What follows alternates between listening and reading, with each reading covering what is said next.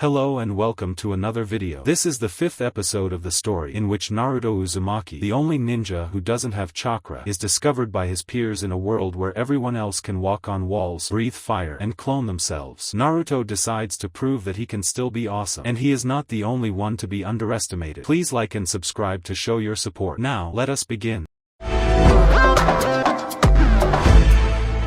The invasion had been stopped, but at a great cost. The day after Suna retreated, Jiraiya stood atop the outer wall, gazing morosely across the city as the first rays of dawn illuminated it. Konoha had suffered, the Hokage monument having been destroyed alongside a good chunk of the city.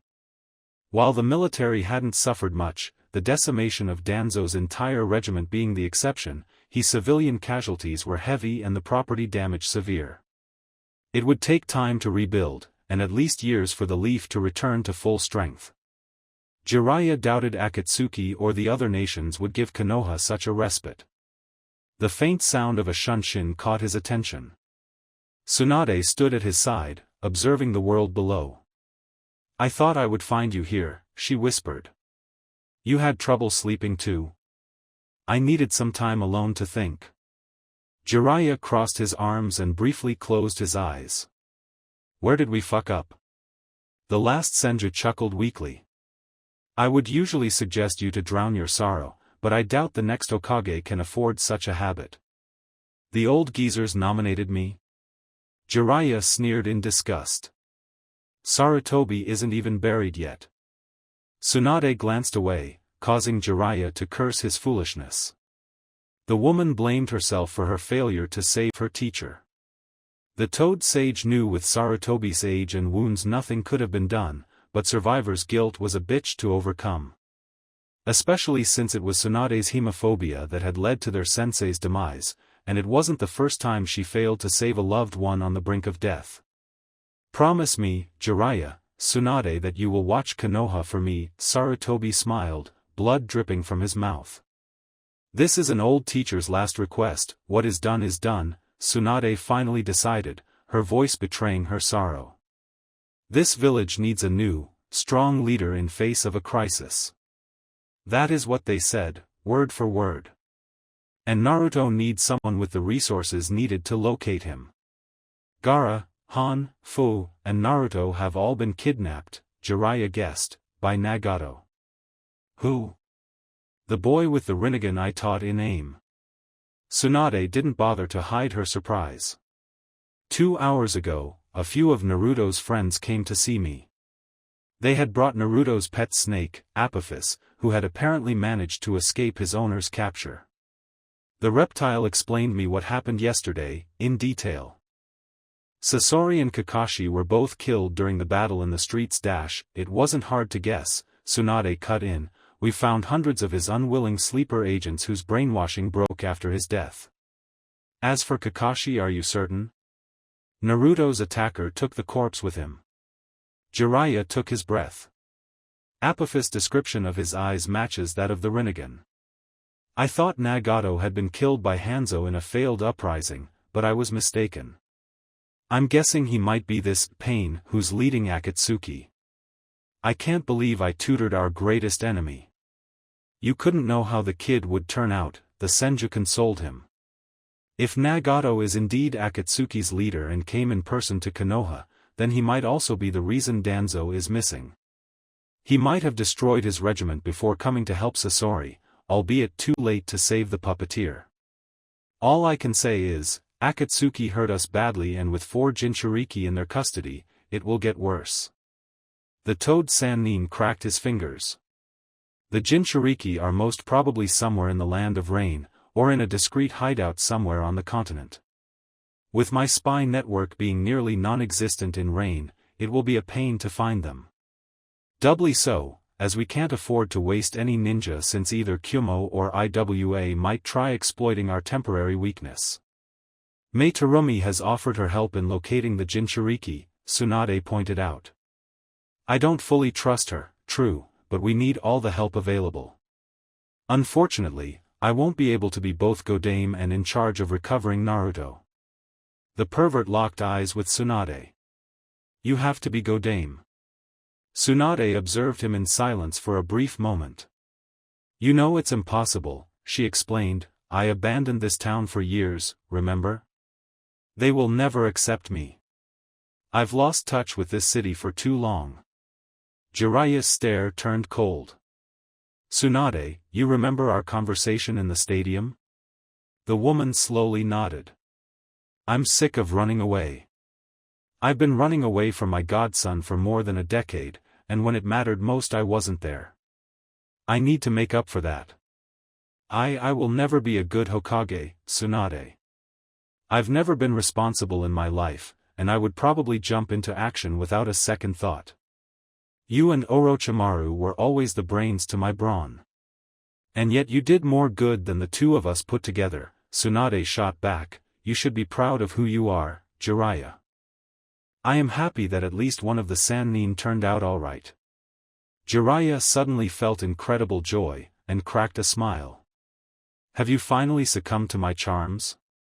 To his surprise, Tsunade smiled back. I think with the burden you're trying to hand me, I'll be mean and leave you in the dark. Jiraiya took his breath. Tsunade, Konoha is yours. It has to be yours. Not to someone like the elders, or a clan head. Yours. Tsunade glared at him. Even Sensei's platypus, she deadpanned, before shrugging. Alright, I will do it. Not for Konoha, or for this post. For you. And if you wish to one day take the position, I will step down. Just don't let pain kill you, okay? Jiraiya gave her a thumb up. Hey, I'm still the master, he joked. I've got a few lessons to teach that Nagato brat.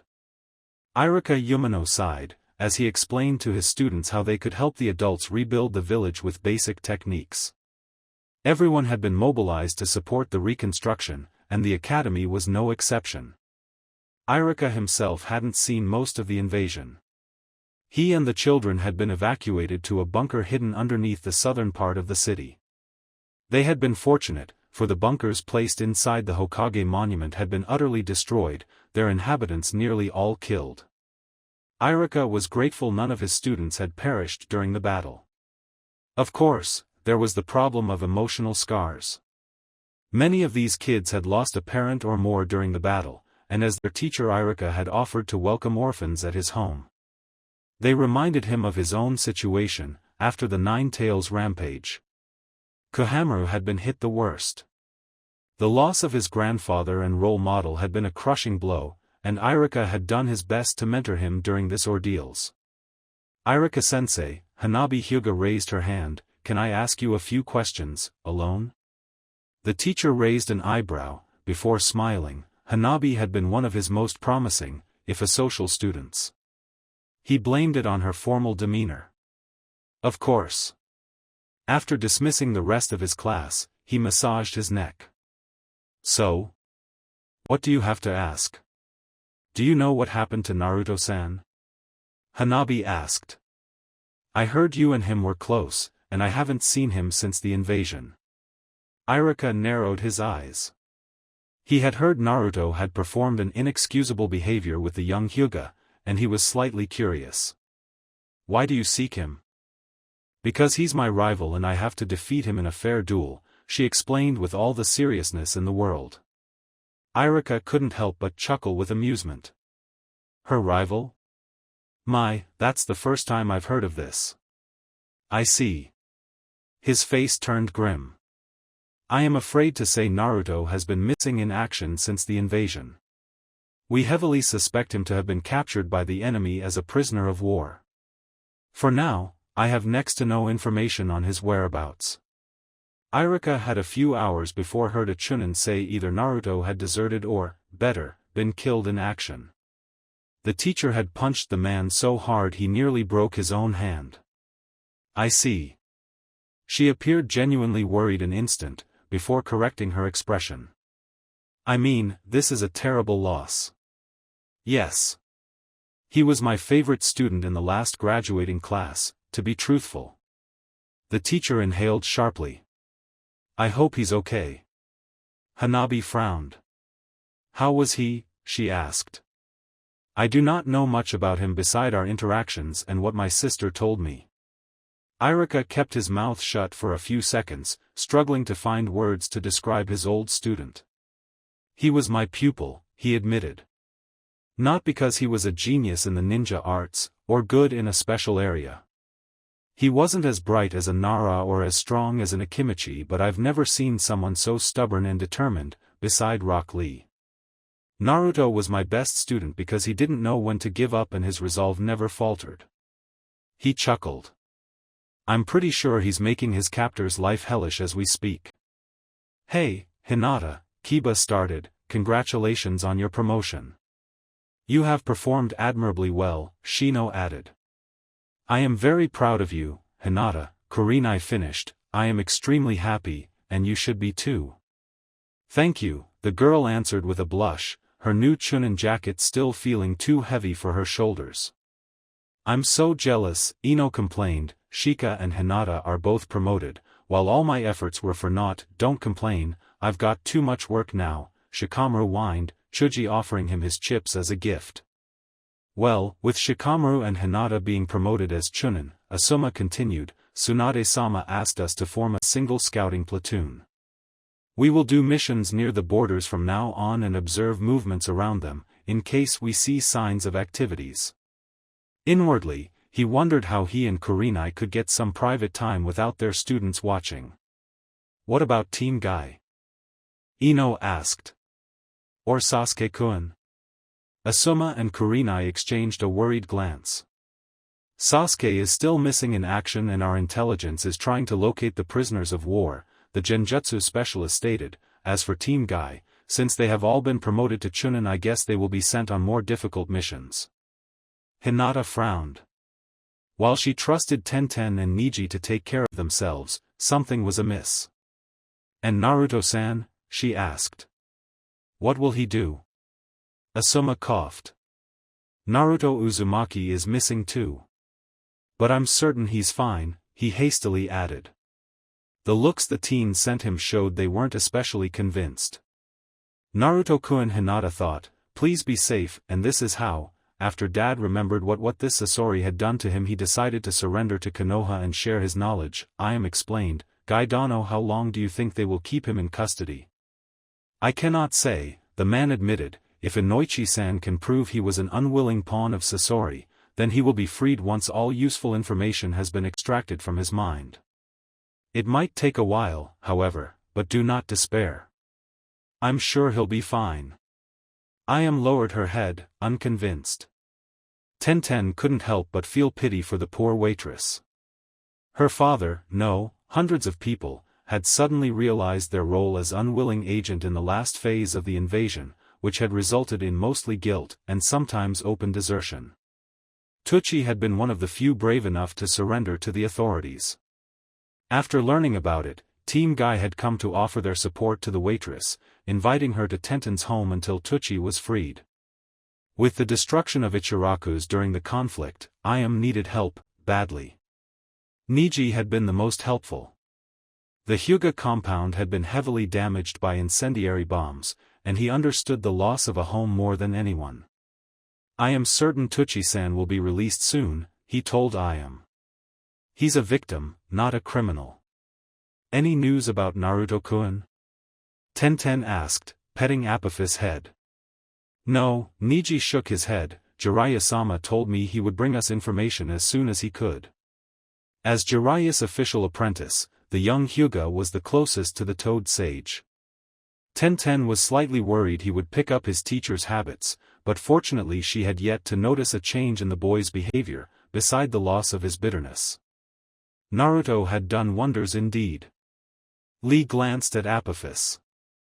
Can't the snakes help us, Apophis-san? The White Snake Sage told me he may or may not surrender information if he believes it to be worth the risk, the beast replied. He does not want wish an open conflict with Akatsuki. Tenten prepared to snap at Apophis that Naruto was their summoner and in great danger, before being interrupted by the opening of a door. My scout has confirmed it, Mei Terumi, Godame Mizukage, exchanged words with Jiraiya. Kisame Hoshigake and Itachi Uchiha were sighted fleeing with 2 prisoners in the direction of the Land of Rain. The captives matched the description of both Gaara of the Sand and Han of Iwagakure. Nearly all of Sasori's agents we interrogated told us they sent their information to the Land of Rain, probably so Sasori could examine their reports first and then give orders, Jiraiya stated. This confirms the Land of Rain is Akatsuki's main base of operation. Which means we'll have to infiltrate it before the tailed beasts are extracted. According to my sources, the extraction jutsu used by Akatsuki is dependent on its membership and their rings, Mei said. I do not know how many of them are left, but I am certain with the loss of Orochimaru, Sasori, and maybe other members, they will be slowed down. Jiraiya Dano. You're talking about Naruto-san, right? Lee asked, before realizing who he was addressing. Forgive my outburst, I didn't mean no harm done, I was never a fan of formalities, Jiraiya cut in, the situation is complicated and it will take some time to explain you everything, so let's make it short. We heavily suspect the organization that captured Naruto Uzumaki is based in the Land of Rain. And your team is going to help me rescue him. Us? Neji blinked, for once losing his stoic demeanor. Them? Mei frowned. Forgive my skepticism, Jiraiya Dano, but wouldn't it be wiser to bring more experienced troops, like ANBU? Jiraiya crossed his arms. Mato Gai is Konoha's top taijutsu master. His students are among the most promising chunin of this year. Wait, chunin? Gai's eyes widened. Jiraiya-sama, does it mean you haven't been informed? Due to their exceptional work during the invasion, the genin who reached the 3rd stage have all been promoted to chunin. The pervert chuckled at the newly promoted ninja's expressions. Hey, don't make those faces, all of you have more than earned it. Tsunade will hand you your jackets once she's fully instated as Godame. While Guy and Lee made a victory pose, Neji simply lowered his head with stoic pride. This is an honor for me to promote it. I will do my best to serve the leaf for the best. Me too. Tenten was both proud of herself for reaching chunin, and silently happy Tsunade would become the Godame Hokage. Her idol and somewhat tutor would be the leader the city needed in such hard times. You said we could help Naruto, she said, focusing more on her friend's well-being than her own. Yep. Since the ANBU has taken a hit during the invasion, the rescue of Naruto Uzumaki falls on me and whoever I recruit. Jiraiya coughed. As you are all his friends and proved yourselves during the invasion, I decided to have Guy's team be my task force. Lady Mizukage will also offer her nation support in this mission. The pet snake can come too. We will rescue Naruto-kun in no time, I swear it. Lee boasted with bravery. Narrowed her eyes. Just come back alive, not only with Naruto, but with his friends too, okay? I worry about them. I promise, Tenten smiled, although inwardly, she was anything but confident. If an organization could kidnap so many Jinchuriki, then what were their chances? I've seen worse, Tenten thought, I mustn't lose focus. If I remember well, this is the first time in the last 5 years we're all gathered, in the flesh, in one place, Kisame mused, sitting around the long table between Itachi and Kakuzu, although we lost several seats. Deidara snorted. With Haiden's punishment, the disappearances of Tobi and Zetsu, and the deaths of both Sasori and Orochimaru, Akatsuki was reduced to 6 members, an unusually low number. Seems like Sasori Dano found out the hard way. No art is everlasting. Enough, Pain cut in, I would like us to observe a minute of silence for the fallen, who gave their lives so our organization may prosper. The different criminals obeyed, although in a few cases with reluctance. Kisame briefly glanced at the room around him, finding it to be equipped with a large window showing AIM's main districts. The building itself was the highest in the city, with the exception of the Memorial Tower. Kisame guessed it fitted Pain's megalomania. When looking through this window, no one escaped his gaze. After the minute of silence ended, Pain invited his underlings to report. Kakuzu coughed, and the god wannabe let him speak. The loss of Sasori and Orochimaru will put a premature end to many of our projects, the bounty hunter observed. With Sasori's death, many of his agents were freed of his mind control. A few might keep working with us, but many have switched loyalty already. As for Orochimaru, many of his men were loyal to him, not to Akatsuki. I'm pretty sure most will turn into roaming bands of missing nins. There were deserters, true, but we salvaged most of his staff, Conan replied. The invasion might have only been a partial success, but we can roll with it. Speaking of the invasion, what about Tobi? Deidara asked. I heard he was killed. And where the hell is Zetsu? Worrying about your partner? Kisame mocked. I thought you couldn't stand him. Oh, shut up Kisame, what kind of senpai doesn't keep an eye on his kohai? Tobi and Zetsu are still missing in action, Pain told the group, since there has been no evidence they survived, consider them dead unless their survival is confirmed. Itachi did his best to hide his joy, much to Kisame's amusement. The Uchiha probably hoped the masked man would be gone for good. However, Itachi couldn't help but be skeptical. Madara was harder to kill than a cockroach after all. I received news confirming Sarutobi's death at the hands of Orochimaru-san, Conan coughed. Jiraiya and Tsunade were nominated, but Konoha hasn't yet designed the Sandaime successor. At least Orochimaru managed to make the invasion a mixed victory, Kakuzu snorted. Suna is crushed. With the death of the Yondaime and most of the Sans officers, Chiyo should be elected as Godame Kazekage. I bet she asks for peace, if only because Inoki will exploit the situation to try seizing Suna's territory. Konoha suffered little damage overall. Define little damage, Kisame countered, the 4 Jinchuriki were captured, and between leaders' actions and the urban fights a good chunk city is in ruin. I call it a victory, albeit a costly one. What I mean is, while the leaf is weakened, its military is not crippled. Kakuzu crossed his arms. We'll be able to sell weapons in the future Suna Iwa war, but Kyumo won't risk a conflict it can't win. Especially since we captured their last Jinchuriki 2 days ago. He glanced at Conan. We have you to thank for it. The woman did not answer, and Pain brushed off the matter.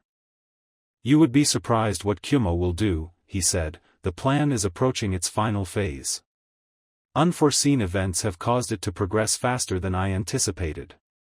The other Akatsuki exchanged glances. I'm not a strategist, Deidara pointed out, yet with the great nations mostly standing, I'm not sure we're nowhere near the end. No, I did not mean Akatsuki's plan, Pain corrected, I mean my plan. Kisame frowned, just as everyone but Conan did. I am ashamed to say I deceived you. Only Sasori and Conan were aware the plan I fed you, the basic guidelines you followed were nothing more than a glorified smokescreen. A trap for the great nations to fall in. Pain glanced at Itachi. I know the truth, Itachi, the god wannabe whispered, causing the Uchiha's eyes to widen in dread, about the massacre. Where your true allegiance lays. I have known ever since you joined Akatsuki. Your role as double agent ends now.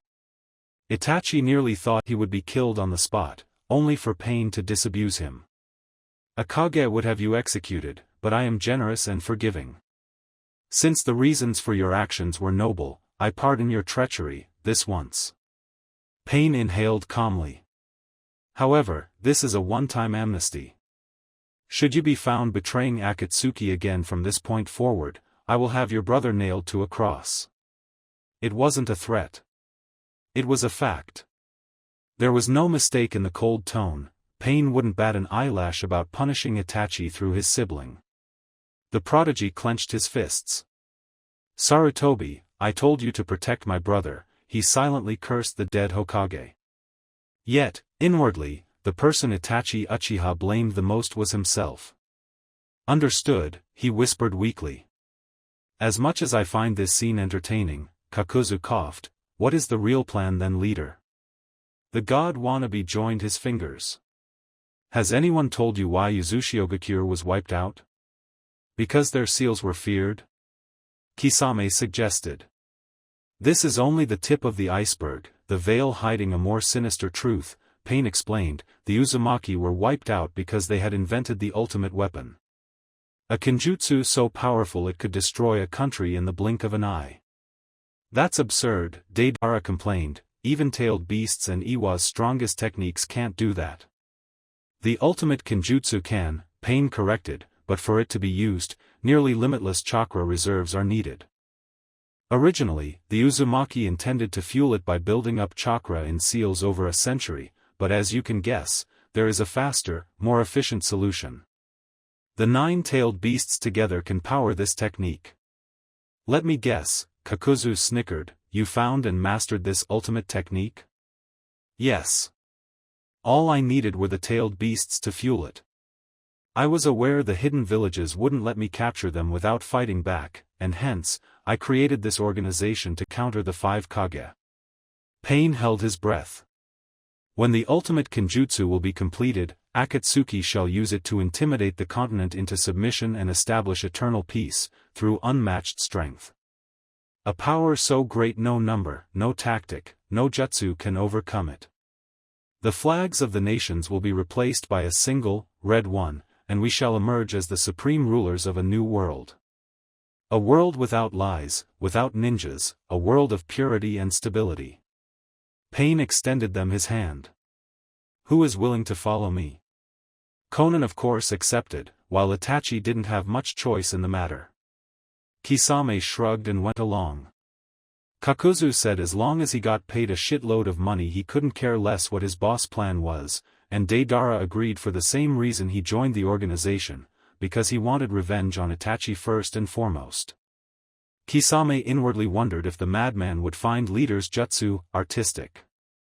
Then this is settled, Pain finished, we shall start the extraction of the Ichibi later, but for now we rest. When Itachi and Kisame left the room, the swordsman gave his partner a light tap on the shoulder. Sorry for your brother, he said. It's not your fault. It's entirely my fault, Itachi shot back, should have dragged him away from the fighting when I had the chance. The Uchiha glanced at his friend. You didn't seem enamored with leader's vision. I thought you wanted to see a world of truth. I've been fed that lie too many times already, it doesn't stick anymore. Kisame shrugged. Madara and Pain are both liars.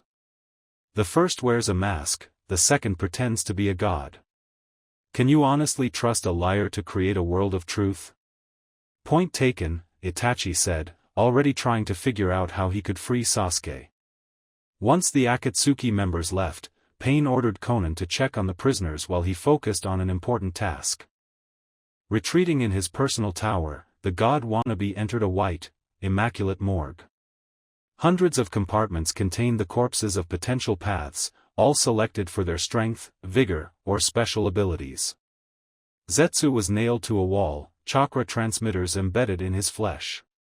Bastard, the white half cursed the Deva path, who ignored his prisoner and opened one of the compartments.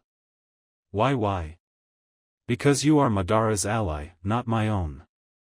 Pain examined the newest corpse he had acquired. Danzo seemed strangely peaceful in death, the seal on his body shining on his skin. Nagato inwardly regretted not to have killed the man himself, yet found relief in the fact Yahiko was fully avenged at last. I intended to remove you both when all tailed beasts were collected. Danzo's action simply facilitated my task. You betrayer, the black half coughed. What are my intentions? Pain coughed. I will keep Madara sealed and safe in this tower, in case I need him again. In your case the chakra rods I implanted in your body will alter the frequencies of your chakra, allowing me to influence your clones. Pain chuckled briefly at Zetsu's astonished face. You thought I hadn't done my research? You cannot, I can. Zetsu, you and I are similar. We are a single mind controlling a network of bodies. Pain's hand touched the plant man's torso, checking out his heartbeat. It will be easy to take over your clones, to make your network an extension of mine. Of course I cannot fully control so many vessels as I do my paths, so I will settle on rewriting the minds of your remaining clones. They shall be loyal to me instead of Madara now. As the control of his clones slipped away from him, as he felt the rods destroy him from the inside, Zetsu found himself looking inside Pain's cold, shining eyes. Your role is over, foolish one, the fake god whispered serenely, return to dust. When Naruto woke up, it was with one hell of a headache and in a warm, king-sized bed. His eyes snapped open, then examined his surroundings. The blonde was in a suite. Probably a daimyo's, considering the great size and the multiple rooms. The walls of the room were bright red and golden, and clean clothes had been deposited on a large brown wardrobe for him to take. They were simple, common clothes. All his equipment was gone. Remembering Pain's assault, it didn't take long for Naruto to guess he was imprisoned.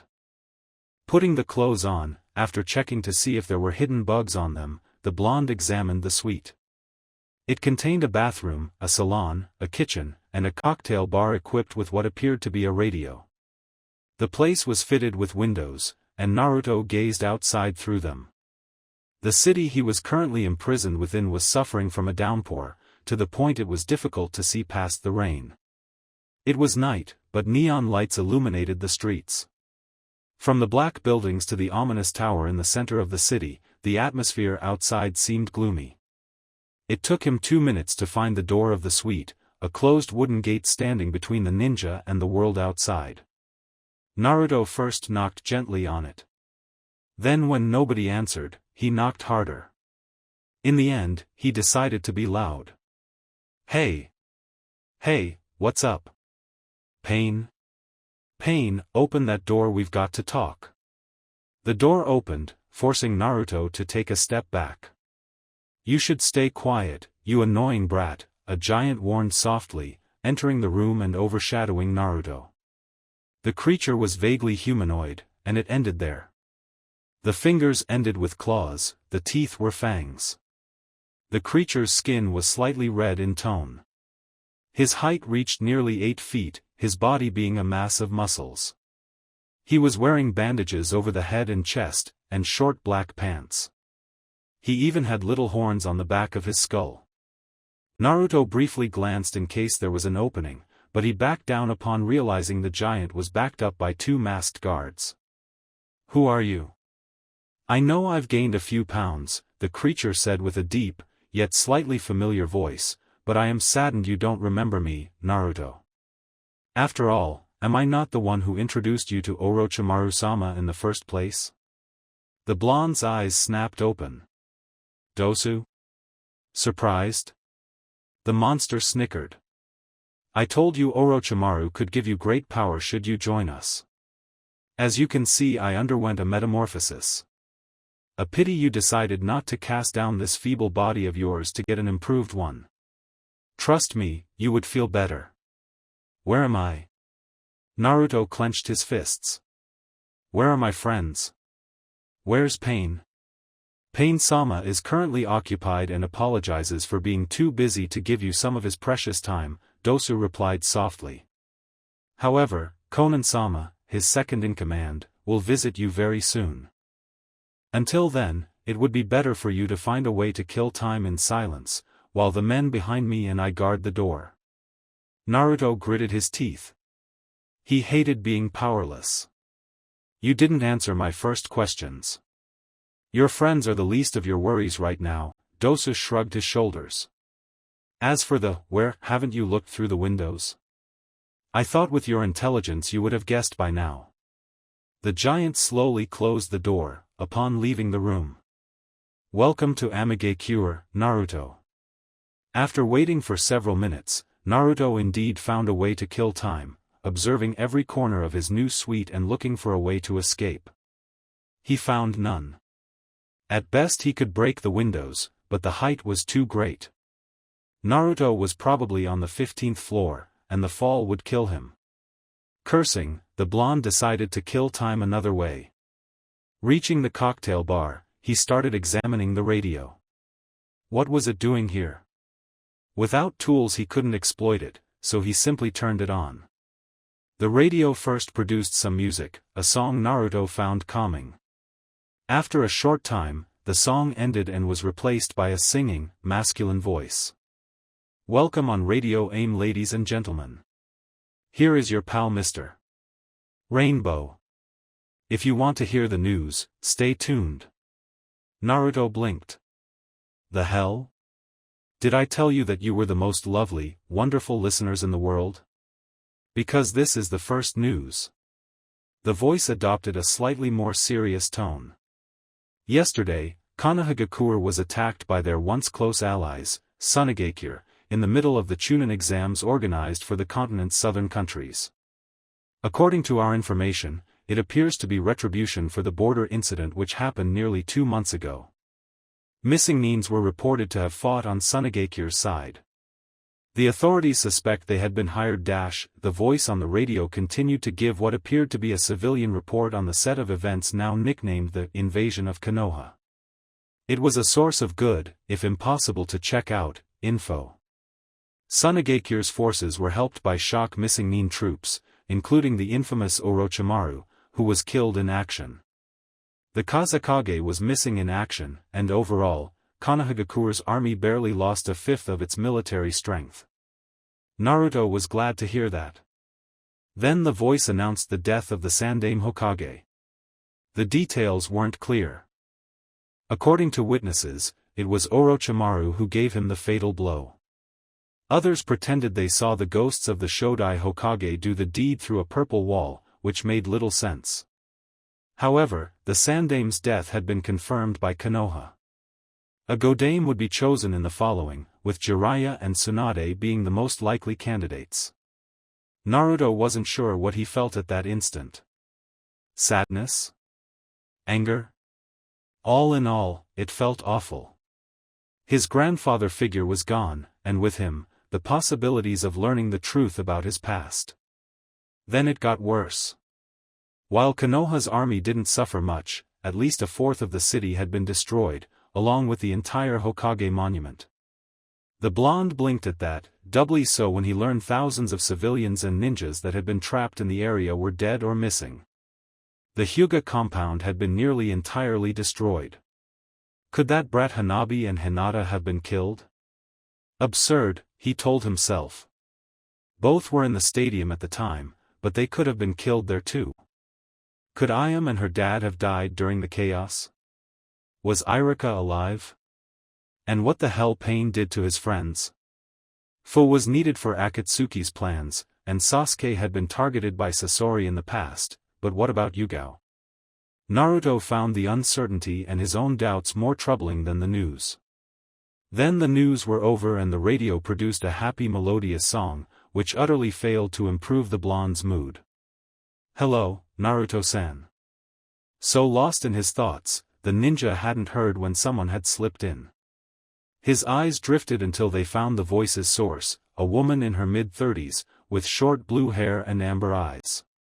She was wearing black civilian clothing and very beautiful, but her emotionless face chilled Naruto to the bone. "This is a pleasure to meet you," the woman bowed politely. "My name is Konan. I am Pain-sama's second-in-command and assistant. It's a pleasure to see a wonderful lady visiting a poor boy such as myself." Naruto faked a smile, doing his best to hide his tension and fear. If this woman wanted to exchange fake politeness, he would answer in kind. As expected, Konan was not disarmed in the slightest and moved behind the bar. Naruto did not let her escape his gaze. "Would you like some refreshment? Does fresh air count?" Naruto deadpanned. "You will get outside, eventually. I hope you understand we did not go through so much troubles to bring you here, only to release you on the spot." She placed a glass full of a mix of fruit juice and alcohol. Aware she could kill or drug him any time without him being able to fight back, Naruto reluctantly brought the liquid to his lips. "I am certain you have questions." Naruto did the only thing he could, glare at her. "What did Pain do to my friends?" "Nothing. They are alive and safe in other areas of the city." We prefer to keep you in different buildings, to prevent you from organizing a possible escape attempt. Conan shrugged. I assure you Fu of Takigakure, Sasuke Uchiha, Han of Iwa, Gaara of the Sand, and your Anbu protector are treated Han? Naruto's eyes widened. Gaara? Yes, we captured them both. Conan cracked a small, faint smile.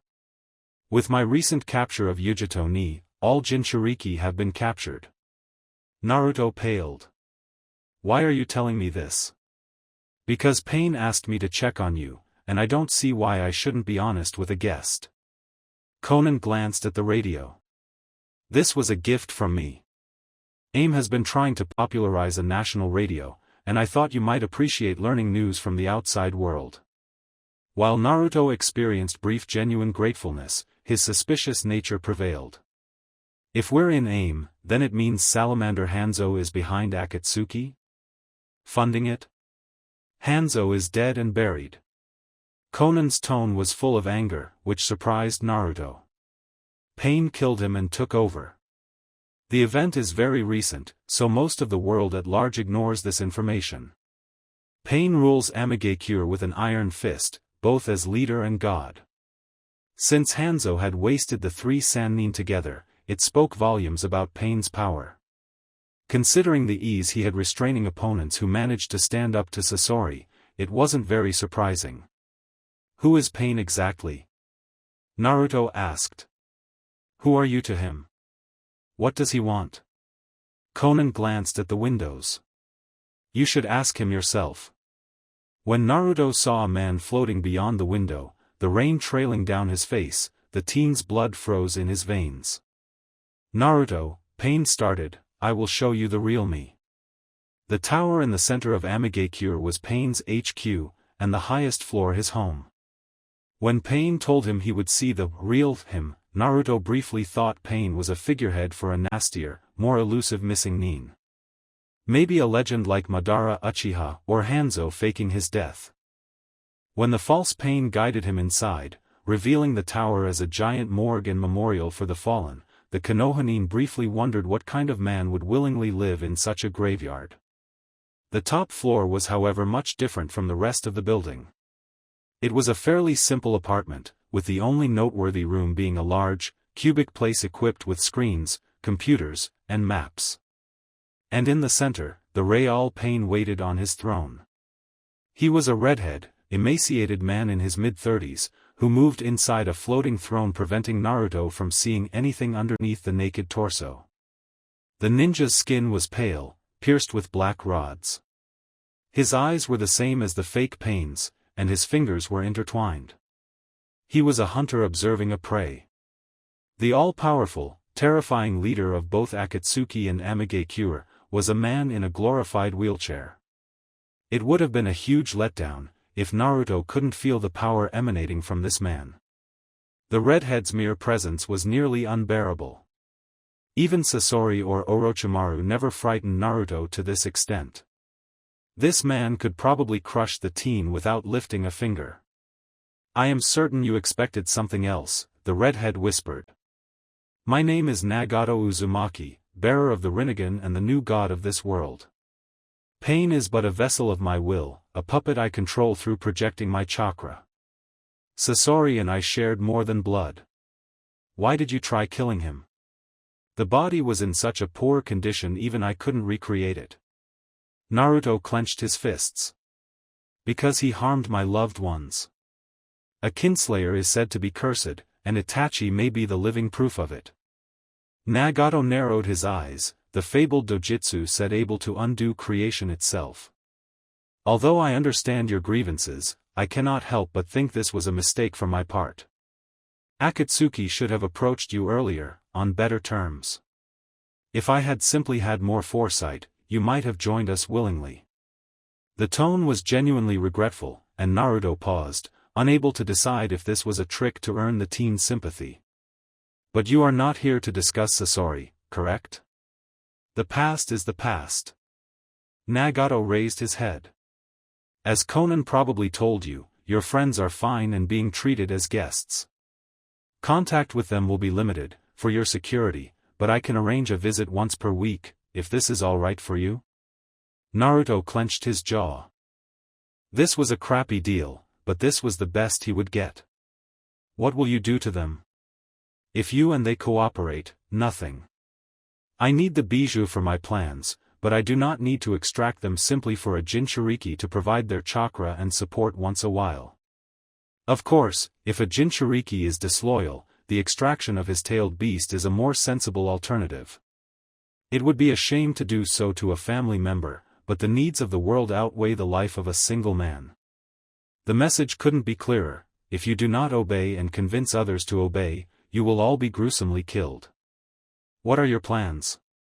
Naruto asked, trying to gather information. "To replace the ninja system with something better, to establish global peace. A noble goal, you will agree, yet impossible to fulfill without resorting to radical measures." Nagato shrugged. "I will not tell you the details until you earn my trust, and believe me, you have a long ways to go." Naruto instinctively scowled. "Why? Why are you doing all this? How do you intend to bring peace by spreading chaos and mayhem?" Nagato stayed silent an instant. "Have you not understood yet the ninja system is doomed from the start?" he asked. "It is in its nature to consume itself, a beast devouring its own limbs. It would collapse on its own before another half-century had passed. I am simply hastening the process and making sure a better society will replace it." The blonde narrowed his eyebrows. "Konoha and the other hidden villages lasted for nearly a century. And at what cost?" The redhead shrugged. "The ninja world's economy is based on a war market, meaning there has to be constant conflict for the hidden villages to stay afloat. Wars are secretly incited between nations so ninjas can get employment. People cannot challenge the inefficient, unjust feudal system since they cannot defy ninjas. The development of technologies that could make the world a better place, but with the side effect of making ninjas obsolete, is halted. Children with a bright future are indoctrinated and sent to die for nothing.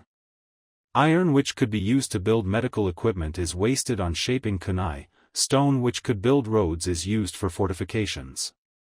The hidden villages' war effort is absorbing resources which could be used to develop trade and a more sustainable way of living than pillaging your neighbors. Hidden villages spread suffering merely by existing. They did not stop war, only made it bigger in scale and better organized. The only difference between the current world and the clan's era is that children are killed at 12 instead of 9. Naruto opened his mouth, and closed it. Such a way of living can only last as long as there are resources to waste, and the time when they are exhausted is approaching. When the hidden villages won't be able to sustain themselves, the world will return to anarchy and chaos, unless a new system comes to replace them. A homogeneous culture which would prevent mankind from fracturing itself, a one-world order which will bring long-term stability to the world. This is Akatsuki's true goal, an utopia which transcends nations themselves. The argument would have sounded convincing for many people, but Naruto was too jaded to buy it. You would have to change human nature to achieve that. Human nature is a social construct.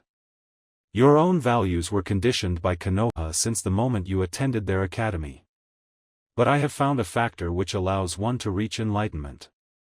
The leader of Akatsuki locked eyes with his fellow Uzumaki. Suffering. And you are the living proof of it. Enlightenment through suffering? The Jinchuriki was genuinely confused. You'll have to explain me because I am having troubles understanding. Those who cannot understand true pain cannot understand true peace, Nagato replied. Pain awakened you. It gave you the gift of resilience and determination. You were born with twin curses, and you lived rejected. Yet, the pain you experienced only inspired you to strive, to aim ever higher. It made you learn empathy for others, it taught you the value of true friendship. I have gone through a similar process myself, and this suffering is what drives me. This is what I am, the pain that shall teach the world the value of peace. Yeah, he's a complete megalomaniac. When you see Sasuke, you can't help but think pain makes people bitter. We are all bitter, Naruto. And this same bitterness is what makes us appreciate the good in the world instead of wasting it. Pain cracked his neck. I am surprised you did not use my blood to gain chakra, to be honest. Naruto's eyes widened. The samsara dash, one of its elements is my blood. You have seen the body I use as decoy. By injecting my blood inside the corpse and using special rods to transfer them my chakra, I am able to enhance its abilities and control it remotely. The great sage once taught mankind ninjutsu through a similar, less crude process. Nagato smiled. Have you never wondered how exactly mankind learned to use chakra? Since I couldn't use it, I wasn't truly interested. You should have, for it would have cast a new light on yourself. The self-proclaimed god cracked his fingers. In truly ancient times, before the sage, all of mankind was like you. Chakra was unknown. In fact, beside the natural chakra used by animals and sages, it did not exist. Naruto frowned. What the hell dash? Then one day, a terrible beast fell from the skies. A creature of untold might. A god or a demon, no one can tell. Perhaps it was an invader, a parasite which had consumed other worlds and now came for ours. Whatever its nature, one thing was certain, this creature had limitless chakra and warped the earth with its very presence, threatening to destroy all of life. This was the first-tailed beast. The Kyuubi? If the story was true, then did it mean the beast inside his belly was linked to the origin of chakra itself? No. I speak of the Kyuubi's ancestor and progenitor. Anyway, when the world was close to death, a savior with immense power appeared out of nowhere and defeated the beast. This man would later be known as the Sage of the Sixth Paths. Nagato extended his hands. And I bear his eyes. The beast was too strong to be killed, so the sage decided to divide it. He shaped 9 creatures out of its chakra, the tailed beasts. But even this was not enough to completely defeat the original demon.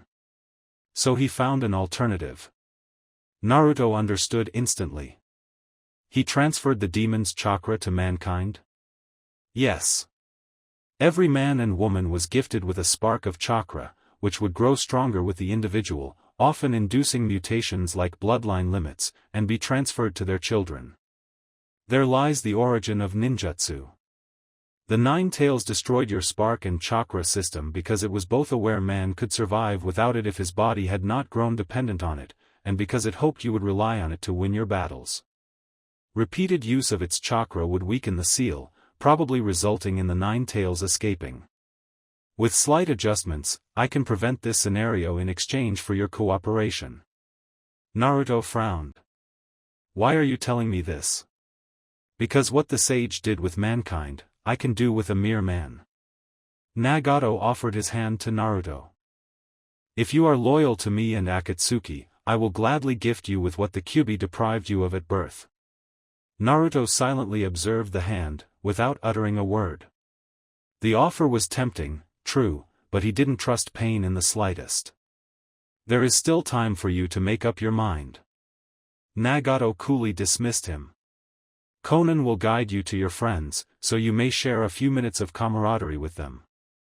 Afterward, she will ask you if you wish to join us and put your resolve to test. You may leave now.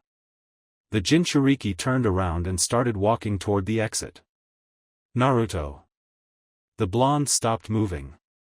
Do not defy me, Nagato coughed. While I would have you and your fellow Jinchuriki side with us, I am not Sasori. If you oppose me, I will teach you a sharp lesson. Do you understand? Yes, the teen rasped, yes I do. As promised, Konan brought Naruto to the rest of his friends and then left him alone with them in an empty community hall. It was obvious they had seen better days. They were pale and sickly looking, with Sasuke looking to be the most affected of the bunch. Yugao had lost her mask and seemed truly tired, Fu was shaking slightly, and Han waited, his arms crossed. Chakra-suppressing seals, Yugao explained, revealing her arm to Naruto. Black designs had been painted on it. They suppressed the individual's chakra to a minimal level. Enough to live, not enough to fuel any technique. Sasuke is too young not to suffer from a chakra sickness. And in our case, Fu began, they reinforced our bijou seal so we cannot draw on their power. Probably did the same with you. Naruto had guessed something like that would happen. They treated you well? They gave the Han a funny radio so he can listen to music, but otherwise, the Han has seen better days. The giant shrugged. Pain blackmailed you, didn't he? Yes. There was probably bugs in the room, but Naruto couldn't care less. It's not like I've got a choice. I'll be allowed to see you once per week, apparently. They told me they would make us move from place to place, Sasuke guessed. In case we try preparing an escape. This greatly complicated things. I see. Yugao locked eyes with Naruto. Surprisingly, the teen didn't need words to understand the message she wanted to convey. It was as clear as water. Earn Pain's trust.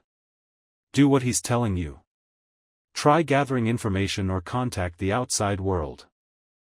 In other words, stay undercover. Naruto silently nodded. The rest of the discussion was quite short.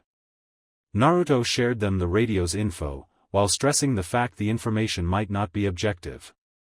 Obviously, the rest of his friends were too weakened by the seals to react with clarity of mind. This sickness is a temporary side effect of chakra withdrawal, Conan admitted. Once exiting the room with Naruto, they will recover their strength over the next days. Do not worry, we have medics checking on them every day. Naruto kept his mouth shut, unwilling to talk. The blue-haired woman frowned. I understand your reluctance, but I promise you all I care about is your welfare. If you ever need anything I will do my best to grant your wish, within the limits of my loyalty and competences. The blonde inhaled deeply. I will work for Pain. Not out of your own will, Conan noted, but it's a start. Alright, in order to test your loyalty and let you acclimatize to your new home, you will be sent to do a few missions for Amigakure, under the watch of one of Akatsuki's main members. Naruto raised his head with an obvious lack of enthusiasm. My new home? Amigakure is your home now, Naruto. Your arrival might have been difficult but you will find a better life in this place than in Konoha, trust me. Conan gave him a gentle smile. You can go now. Waiting outside the building, shielding himself from the rain with an umbrella, Itachi couldn't help but adopt a grim face. When they came face to face, he and Naruto Uzumaki exchanged gazes. The teenager seemed to instantly recognize him, as Itachi picked a gleam of disgust in the boy's eyes.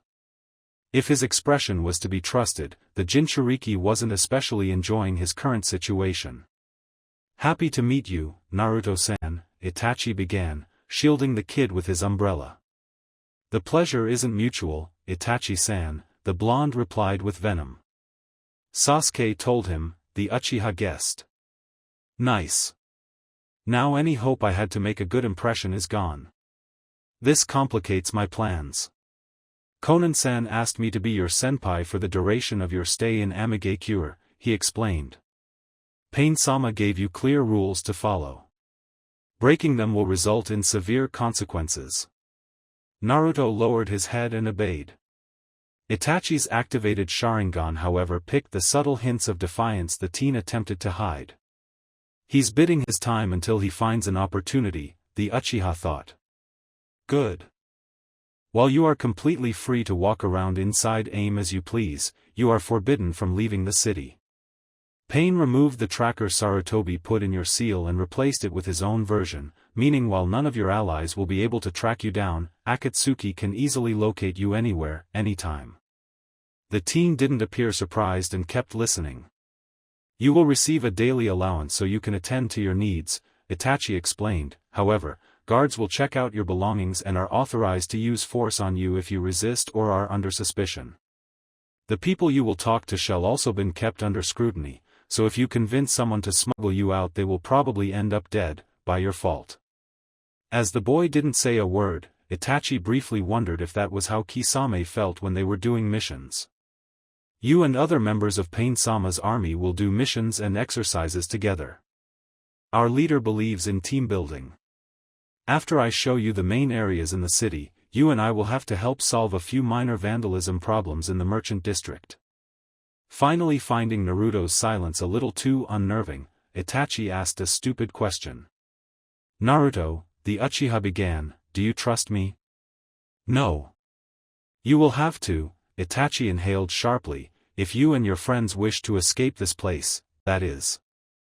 This actually caused the teen's eyes to widen surprise. What? He asked flatly. I am your only friend in this city, Naruto-san, Itachi replied, before turning his back on the blonde. You would do well to remember that. Amigakure, 6 months after the invasion of Konoha, the downpour in the land of rain only stopped during winter. Well, that wasn't exactly true. The downpour often ceased during the other seasons, either naturally or thanks to one of Pain's insane jutsu.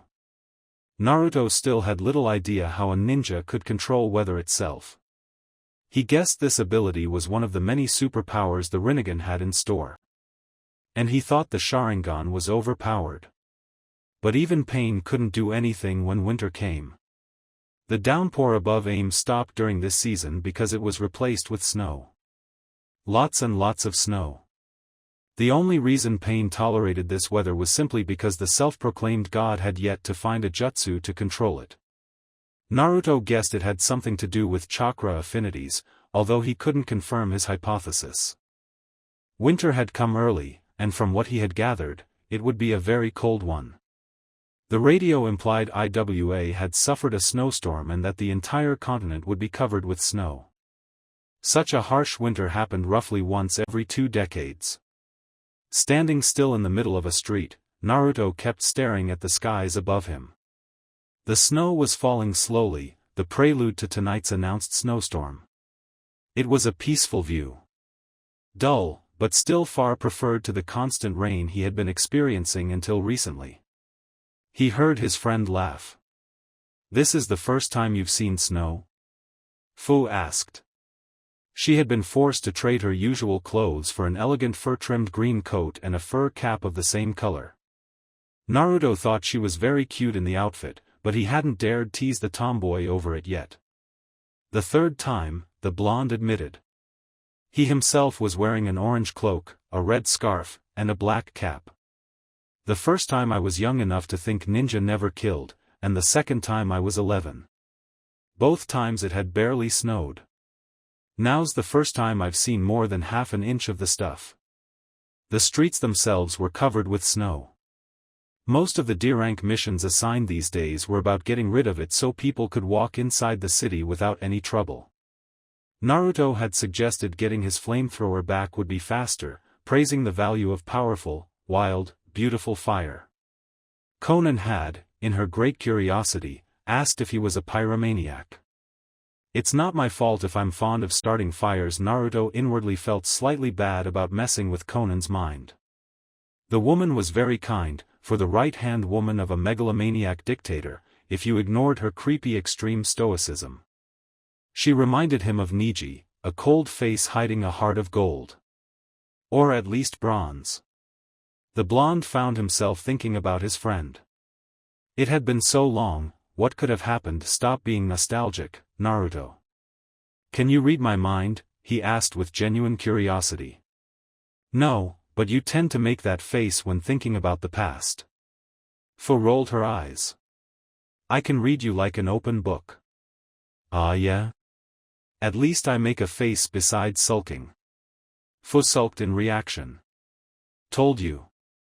The girl made an even worse face, before laughing lightly with Naruto. The young ninja was thankful for this small instance where he could simply forget his captivity. It was hard to laugh when the guards watching on you from the city's roofs didn't even bother to hide their presence. Of course, Naruto's situation had improved slightly over the months. He could see Fu twice per week now, and the guards had the decency not to listen to their conversations. No such luck with Han, Yugao and Sasuke. He wasn't sure what happened exactly, but these three had angered Pain enough to be put in a jail somewhere in the city. which naturally complicated Itachi's escape plan. In fact, Naruto wondered if this was truly an escape plan or a trap. He had at first thought it was a sick test elaborated by Pain to see whether or not Naruto would truly be loyal to Akatsuki, and the demon vessel was still uncertain if that wasn't the case. There was a small chance it was a trick, yet the blonde had to take the risk. Akatsuki made it clear that they would extract the bijou of disobedient Jinchuriki, and none in their custody were especially loyal. Han would rather die than work for the people who killed his friend Rashi, who had issues with authority, and while Naruto had to admit Pain had valid points about how the world was run, he wasn't especially looking forward to the megalomaniac's victory. Akatsuki could kill any of them at any time, and Naruto was racing against the clock. He had attempted to make an escape plan on his own, but he simply couldn't overcome all of Pain's precautions without the help of an external agent. He would play by Itachi's rules. He simply had no other choice. While Naruto had been informed of the plan's details, he couldn't inform the rest of his group and couldn't know when Itachi would start it. There were eyes everywhere in the city, he had said, and the fewer people informed, the lesser the risk of discovery. All Naruto could do was to be patient. As they kept walking through the street, the duo stopped briefly to see people waiting before a soup kitchen stand, in hope of getting some food. It was one of Conan's initiatives, and considering the poverty in AIM, the most popular. Naruto had learned many things about AIM during his imprisonment there. The land of rain specialized in water techniques, genjutsu, and poisons. While most ninjas could be hired for jobs as varied as guard duty and helping civilians, AIM nins were almost always hired for assassinations, thefts or corporate espionage. That is, if they were hired. With Hanzo's isolationist policies, contacts with the outside world had been nearly non-existent until Pain took over. Unfortunately, AIM had yet to recover from Hanzo's disastrous leadership. The man had attempted to make the rain live in autonomy, isolated from the rest of the world, forbidding trade and destroying the economy. The land of rain's main resources were minerals and industries producing goods such as radios, and unfortunately, mostly weapons. Hanzo was a paranoid war hawk and most of the industry had been focused on bolstering AIM's military strength at the expense of the population's welfare. Agriculture had been ignored, resulting in regular food shortages. Even now AIM had started to progressively open to foreign lands, the standard of living was one of the lowest on the continent. Sasuke had once mentioned it reminded him of the land of Wave. All in all, the country was a hellhole. The change in management had improved the situation a little, but there was still a lot of work to be done. Naruto suddenly realized Fu had stopped walking. Instead, she was observing a mother and a young girl, probably her daughter, entering the soup kitchen. The female Jinchuriki was trapped in her thoughts. Fu, the blonde asked. Are you alright? Fu snapped out of her trance, yeah, I'm alright. When Naruto frowned, she sighed. I'm a bad liar, right? It has something to do with your past, correct? Fu glanced away and Naruto instantly blamed himself. Look, let's go somewhere else if you want, he suggested, changing the subject. I know a shop where you can find wonderful scarves. The girl kept a serious face. Naruto, the blonde, locked eyes with his friend. Fu, if you do not wish to talk about it, I understand. You don't have to do it. Yeah, but you already told me so much about you, it's only fair if I'm honest. Fu inhaled sharply. Do you have an opinion on Takigakure? A hidden village full of moronic jerks who thought antagonizing, and then exiling, their only Jinchuriki was a good idea. It's pretty accurate. How did you guess? She chuckled slightly at his deadpan expression. Alright, the truth is, we're a bit atypical. For example, our leadership is hereditary. Our current leader is the eldest child of the former leader. Still with me? No, Naruto admitted. I mean, what do you do if the heir is underage, crazy, or incompetent? There's a reason why it's the Kages and not the daimyos who lead the strongest military in the world. You're right. The system is stupid, and the current chief Shibuki is a spineless coward. His dad was apparently very courageous, but I never met him in person. Fu shrugged, returning to the original subject. Anyway, since we can't always trust our chief, Taki is mostly administrated by a council of elders. They're pretty much the real power behind the chief. You are related to one of them? Naruto guessed, remembering their previous conversation on how Jinchuriki were often selected among the family of the village heads. To ensure your loyalty? Yes. Fu seemed slightly angry he interrupted her story in the middle of it. Taki's military is one of the weakest on the continent. The village once had a powerful kenjutsu, but Kakuzu stole it after the First War, and our other ace, the hero's water, is pretty risky to use and in limited supply. Taki, however, is atypical in that it was always a strong ally of Konoha's Senju clan, although said trust was almost shattered when traitors sent Kakuzu to eliminate Hashirama Senju. As a reward for their loyalty, the Shodai helped us seal the Nanabai in a special chest. Taki, like all countries with a bijou, attempted to exploit it. Taki's first Jinchuriki was a man called Rovagug. The name is weird and Nana itself never knew the guy's history, yet he's one of the people who gave Jinchuriki a bad rep in the first place. We had little skill with seals at the time, and too much of Nana's chakra caused Rovagug incredible pain, driving him insane.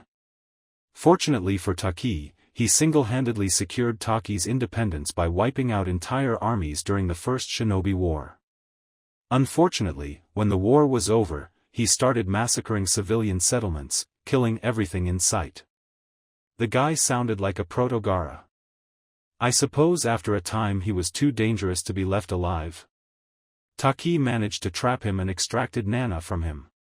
While Rovagug caused a lot of damage, the fact he assured the waterfall's survival and intimidated the foreign nations impressed our elders. 3 times after that Nanabai was sealed into a human, and each time it ended with the Jinchuriki losing control of the bijou. None did as much damage as Rovagug, but Taki grew disillusioned with the idea of having a competent Jinchuriki like Kumo's. And the souvenir of Rovagug and his successors lingered, causing the population to despise Jinchuriki, Naruto guessed. You are the 5th? Yes. My mom, as an elder, said it would be a great honor for her daughter to bear the burden of being her nation's champion, and oversaw the sealing ritual. I was 7 at the time. Naruto fell silent an instant. Her own mother decided to turn her into a weapon? Fu dash, what is done, Fu cut in quickly, not wanting to be pitted. As you can guess, I too lost control of the bijou and Nana destroyed a 10th of the village as a screw you to Takigakure. After this 5th failure, Taki gave up. My mom cast me aside, the city rejected me, and after a few years, I too gave up and left. Nobody missed me. Then I found Han and you know the rest. Naruto hesitated an instant, before gently hugging the girl. She coughed briefly in surprise, until he released her. Why did you do that? She asked, genuinely confused. I thought you needed one. Thanks, Fu said with an embarrassed grin, before switching subjects. Hey, where is your scarf shop by the way? Standing atop a roof, ignoring the snow, Dosu focused on the door his targets vanished behind. Naruto and Fu seemed perfectly normal, but he could see past appearances. They're preparing something, he hissed. That's the 7th time you said it this week, Zaku pointed out with a shrug. Get over it, man. Push this fucker off the roof and watch him crawl in his own blood, the voice in Dosu's head advised. We'll see if he's still mouthing at us after that. The higher-ups would ask questions and Kin would see it, Dosu replied, both his teammates staring at him strangely. The ninja cursed his mouth and ground his teeth. Do they look like prisoners to you? No, they're too calm. They're waiting for something. They've been here for 6 months, said Kin. They got used to their new life. To be honest, I find them cute together. Idiotic worm. You should have her mouth stitched up so she can no longer speak. For once, Dosu was forced to agree with the voice. He should have asked Kabuto to be the one helping him instead of these two morons. The scientist may have completely lost it ever since Orochimaru kicked the bucket, but at least he had common sense. Pain had asked Dosu to observe Naruto, since he had already showed his abilities and had a former history with the blonde. Dosu had accepted the task dutifully and spied on the teen with diligence. He had grown convinced they were planning to escape, even though he had no proof. True, on the outside, Naruto didn't appear to be the scheming mastermind, yet Dosu had a gut feeling. The Jinchuriki was smarter than he looked and too damn rebellious to ever work for Akatsuki. Hence, the only way to survive was escaping before Pain decided to extract the Kyuubi. We should get rid of him now. Let's murder him and his girlfriend. Pile body upon body, then kill the witnesses. No one will ever know. Shut up, you're not real, Dosu cursed. You're just in my head. Then why do you answer me? Zaku glanced at him strangely. Dosu, are you okay? Dosu, look, Kin coughed. Maybe you should take a rest, I'm not mad you idiotic kid. Yet, he was only half convinced. Kabuto did warn him the samsara may cause its user to experience some side effects but assured they would vanish after his body got used to the drug. Dosu didn't trust the mad scientist, of course, but what else could he do? Stop using the serum? He had never felt better, and he was an amazing ninja with it. No way would he become weak again. So he would just ignore the voice and the headaches until they stopped tormenting him. Ignoring the frowns of his companions, Dosu noticed a strange girl in the street below. She wasn't especially remarkable, simply a cute brunette with long hair, yet he had the distinct impression she had been following Naruto and Fu for quite a time. She was waiting for them to come out of the shop. This one, Dosu whispered, drawing his fellow's attention, look at her. They obeyed and both exchanged a glance. She has been trailing them. Maybe she's one of Konan-sama's agents? Zaku suggested. Or maybe she just finds the blonde cute. Kin added. I mean, she looks like a civilian enamored with ninjas of her age. We've seen many girls like that. Her way of walking is too precise, she's too careful, too controlled, Dosu hissed. She's a kunoichi.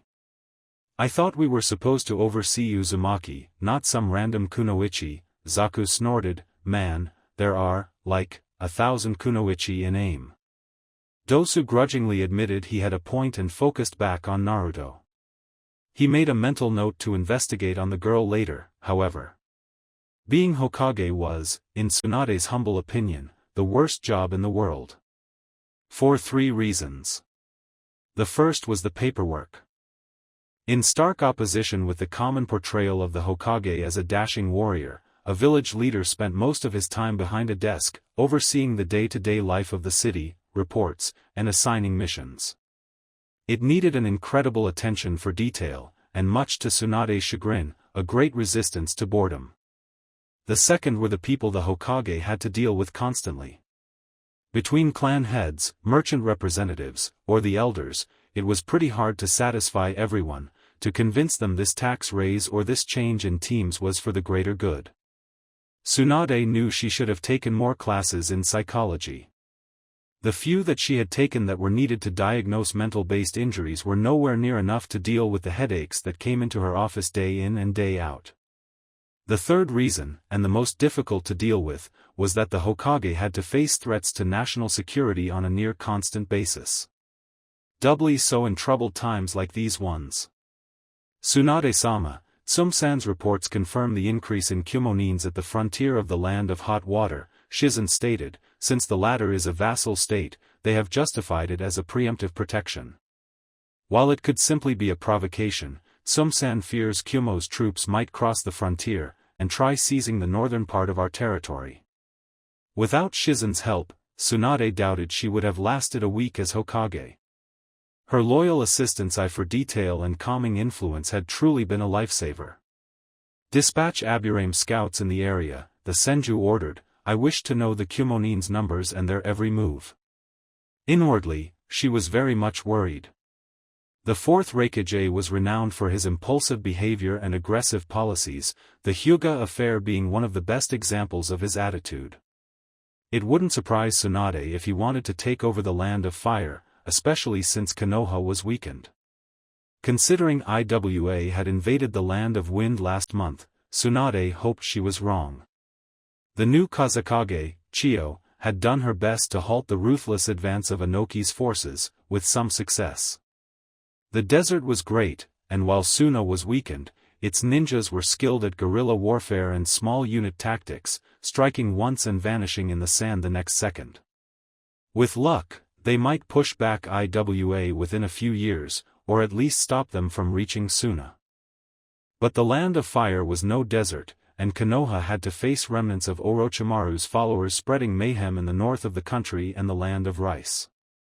Tsunade was certain the one reason they had yet to find an excuse to attack was that fighting during a cold winter, with the probable food shortages it would cause, was too stupid even for him.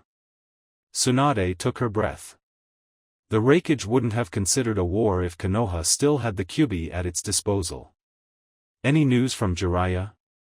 His last message indicated he had infiltrated Amigakure and was looking for Naruto there, Shizen said. Mei Terumi suggested a point of rendezvous near the border, where a Kiri Konoha team could help escort the Jinchuriki outside the Land of Rain. As much as Tsunade distrusted the new Mizukage, she found the suggestion sensible. She had however the feeling Mei would probably try to recruit or abduct one of the Jinchuriki for Kiri's profit during the operation. Beggars can't be choosers, Tsunade thought grimly, before massaging her temples. She needed to take a break. Maybe could she smuggle in a bottle of sake and drink it when no one was looking?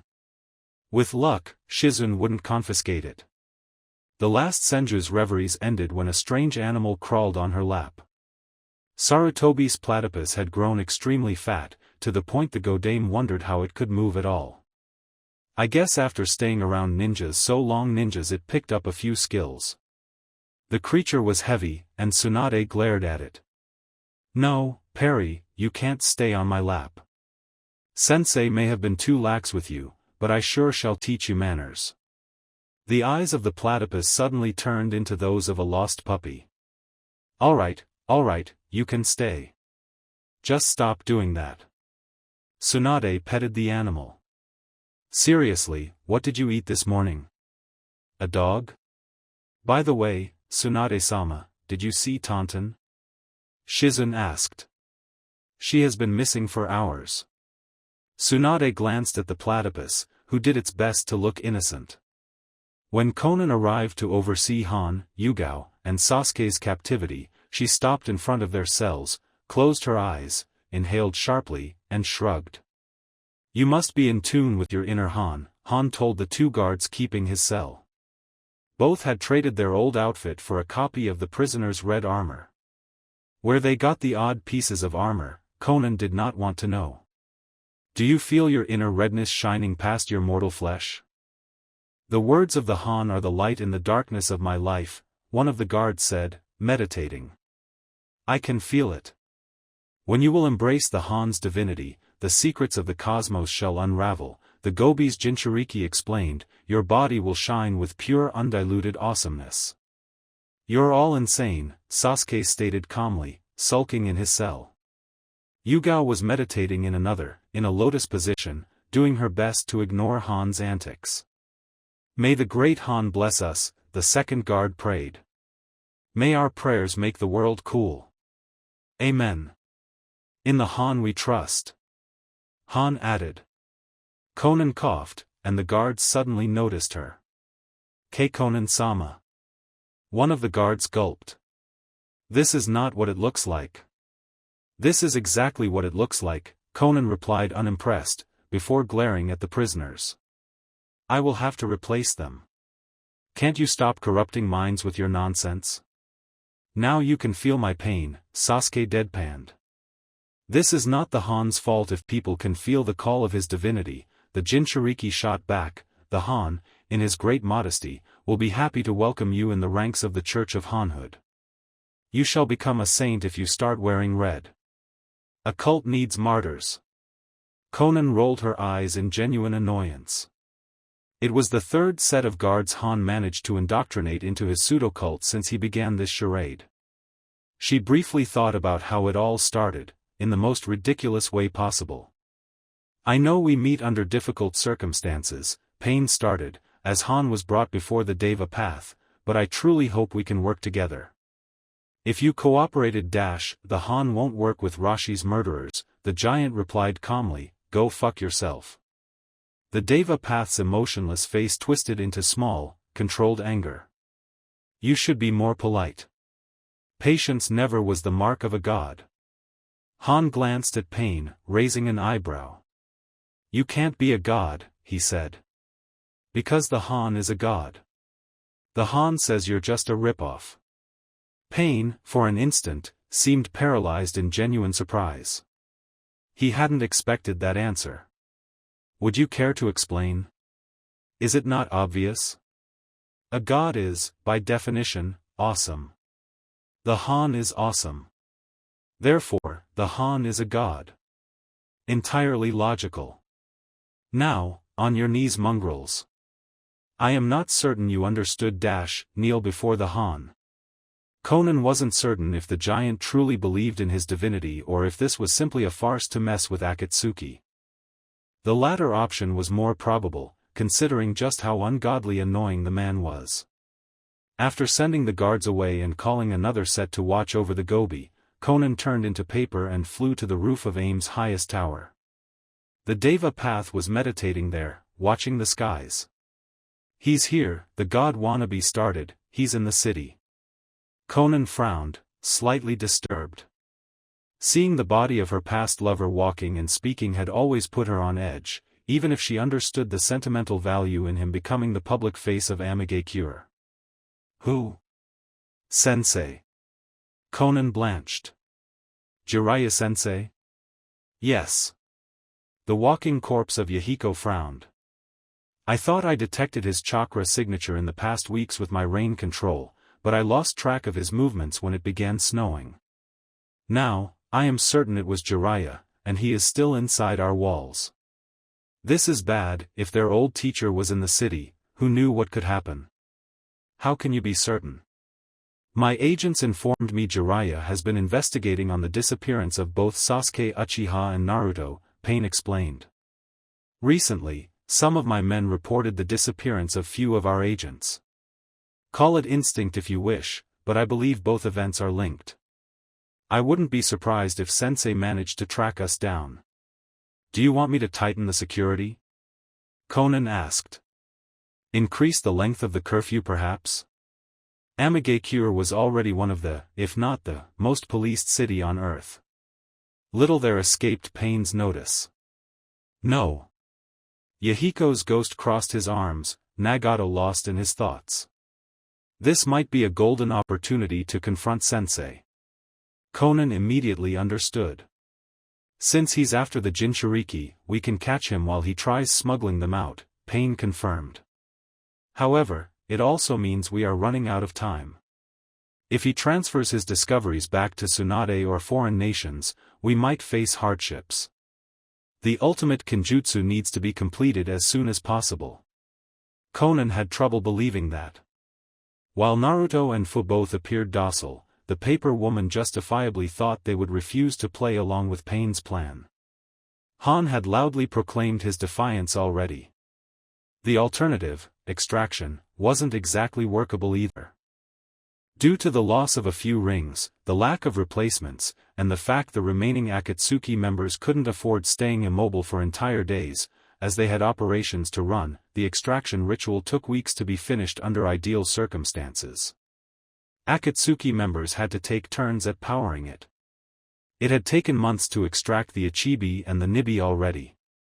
I believe it is time for our prisoners to make a choice, Pain whispered, bring me Naruto. Immediately. In a shady bar in Amigakure, two mass-murdering criminals were drinking some of the worst-tasting beers in the entire world. This is disgusting, Itachi pointed out. Despite his declaration, the Uchiha's face remained almost as impassive as ever save for the slight scowl he now had. Well, remember the time you told me Iwa's beer was the worst in the world? Kisame grinned. I decided to give you the worst beer in the world and watch your reaction. Jerk. Itachi muttered under his breath. But you are right. Ah, you know what I love about you, Itachi? Your incredibly wide range of facial expression.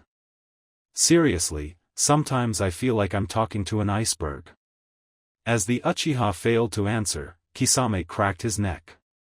You're not listening, right? I am, it's just, Itachi locked eyes with his partner. Why are you in Akatsuki to begin with?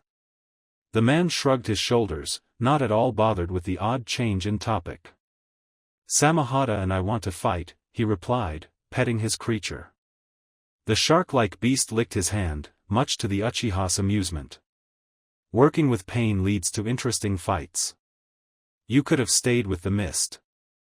I could. Kisame chuckled lightly. But let's be honest, I was born in the wrong century. I would have felt at home on some ancient battlefield, where the summit of subtlety was the battle between two armies. The ninja world is built on trickery, assassinations, all the stuff I'm not especially fond of. I joined Madara purely because I was fed up with doing Kiri's dirty work. You wanted an alternative, Itachi said, yet Madara and Pain disappointed you. Akatsuki, for all its talk about changing the world, is not that different from the hidden villages. We follow Pain, not his ideals, and when he inevitably dies, whatever peace he created will crumble. Kisame spat. I'm simply here because I hope to die in an epic battle and find glory in it. It's only when you fight for your life, that countries, politics, ideals and values don't matter anymore, that you live in a world of truth. The swordsman finished his beer. Why such a question? Itachi intertwined his fingers, glanced around to see if someone was listening, and spoke. I'm fed up with Akatsuki. Kisame stared at him in silence. You intend to free your brother. It wasn't a question. Him and the rest of the Jinchuriki, Itachi said, if Pain completes his technique, he will be unstoppable. He is insane, and I have little doubt he would end up destroying the world with it. Pain is going to hunt you down and kill you if you foil his master plan. It shall be messy. I don't care. As long as Sasuke is safe and Akatsuki's plans fail, I will feel at peace. Itachi took his breath. Pain will kill me for this, but at least I can make up a bit for my past actions. And Konoha? Itachi cracked a sad smile. I served the leaf all my life, he admitted, I killed my family for it. I'm tired. If I could rewind my life, I would do many things differently, but what I've done is set in stone. I want to be free of it all at last. Kisame stayed silent. Why are you telling me this? Especially considering I could easily tell Pain everything. Itachi glanced at the bad beer, seeing his troubled reflection in the liquid. We've traveled together for 5 years, the genius stated, I like to think that we are friends. I thought you deserved the truth, and a good farewell. A brief silence followed the declaration, finally broken by the monster of the hidden mist. You know, I think you have been the first person in the entire world who has been honest with me since day one. Kisame crossed his arms. Alright, I'm in. Itachi briefly wondered if he had misheard. Kisame, what did you say? I'm gonna help you break out your brother and his friends out of jail, the swordsman said with a casual finality, then we leave Akatsuki and all that take over the world bullshit behind us. We find some cold corner of the earth where we won't be bothered again and we start over. Sounds like a nice plan, doesn't it? Itachi was briefly at loss of words, before finding two. Thank you. When Dosu worried about the girl following Naruto, it wasn't paranoia. It was precognition. The girl discreetly spied on both Jinchuriki until they separated. She had already followed both of them for days and knew where they stayed, yet she wanted to confirm they hadn't moved elsewhere. She had to stop advancing after a point. The perimeter around Naruto's home was heavily guarded, and being seen for too long near it would draw suspicion. The girl had no intention of being detained and interrogated. After checking out she wasn't being followed, the girl entered a house located where pretty much everyone else in the city lived a good distance away. Closing the door behind her, she was quickly welcomed by one of her comrades. "So?" Niji asked. "Did they move elsewhere?" "No," Tenten answered truthfully, before moving to the bathroom. Removing the makeup and color lens would take a little time, and to put it bluntly, she hated this disguise. Since every ninja could dispel a henge with a push, the group had turned to more mundane tactics to infiltrate Amigakure. How could Naruto do it repeatedly? The kunoichi pondered. It's so uncomfortable. Then Jiraiya's plan should go unhindered, Niji whispered. Gai-sensei finished forging the false passports. We should be able to pass the frontier if we are quick enough. Naruto and Fu are both heavily watched, Tenten warned, remembering the trio of ninjas having watched them for hours. And that's without counting the Akatsuki members in town. Hopefully, we won't have to fight them directly. Niji raised an eyebrow. Is something on your mind? What makes you think that? Tenten replied. Deciphering your body language with my Byakugan is child's play, Niji replied with a little know-it-all smirk. I can already tell you're experiencing jealousy, the kunoichi glared at him. Ever since Jiraiya had taken him under his wing, Niji had become more and more adept at reading girls like open books. It had helped them during the mission, yet his teammate would rather keep some privacy. In truth, Tenten was indeed jealous. Oh, she was pretty sure Naruto and Fu were simply like brothers and sisters, and had grown closer due to their mutual imprisonment, but she was slightly afraid she had missed her chance to date the blonde. Tenten shrugged. She would have all the time in the world to deal with that once they had returned to Konoha. When do we start the rescue attempt? Tomorrow. Niji rolled his eyes at Tenten's astonished face. The longer we wait, the more probable it is Pain will kill his prisoners. We have to act, and we have to act fast. It's too soon, Tenten replied. Itachi and Kisame are still inside the city.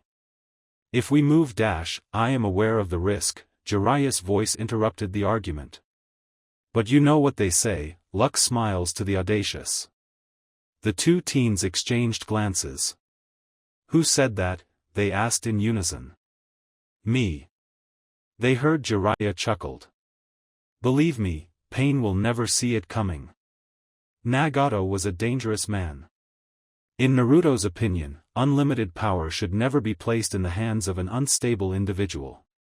Hell, no one should ever wield the power of the Rinnegan period.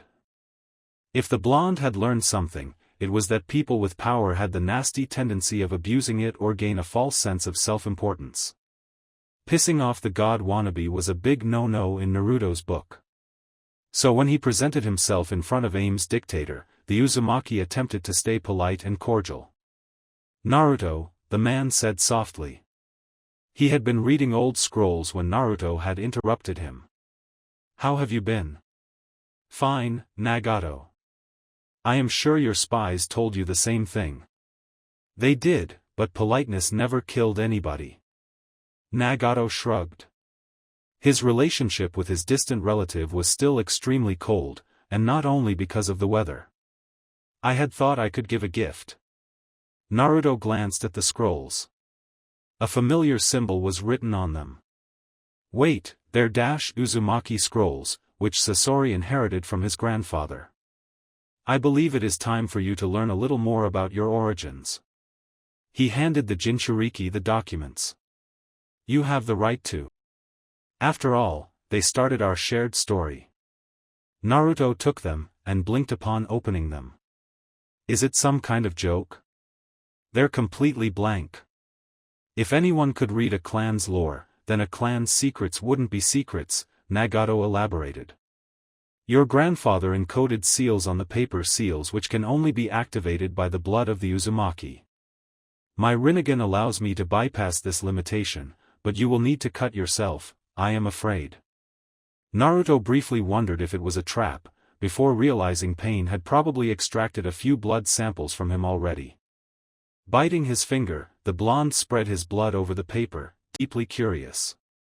His vision blurred, and he was surrounded with a thick fog.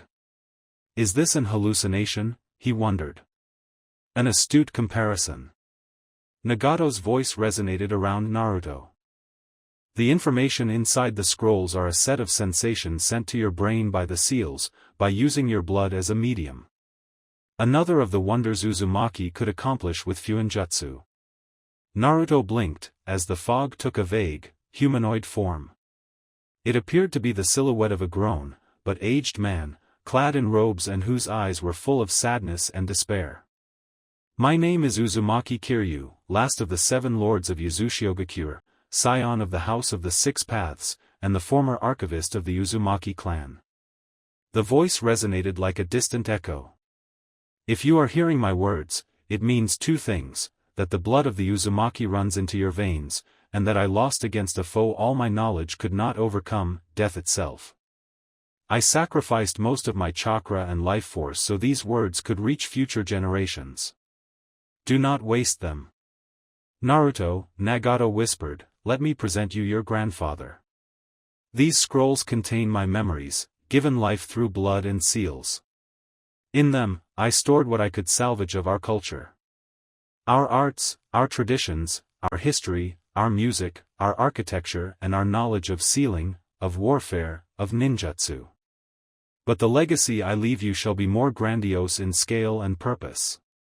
Shades began to take shape in the fog, that of 2 individuals fighting to the death.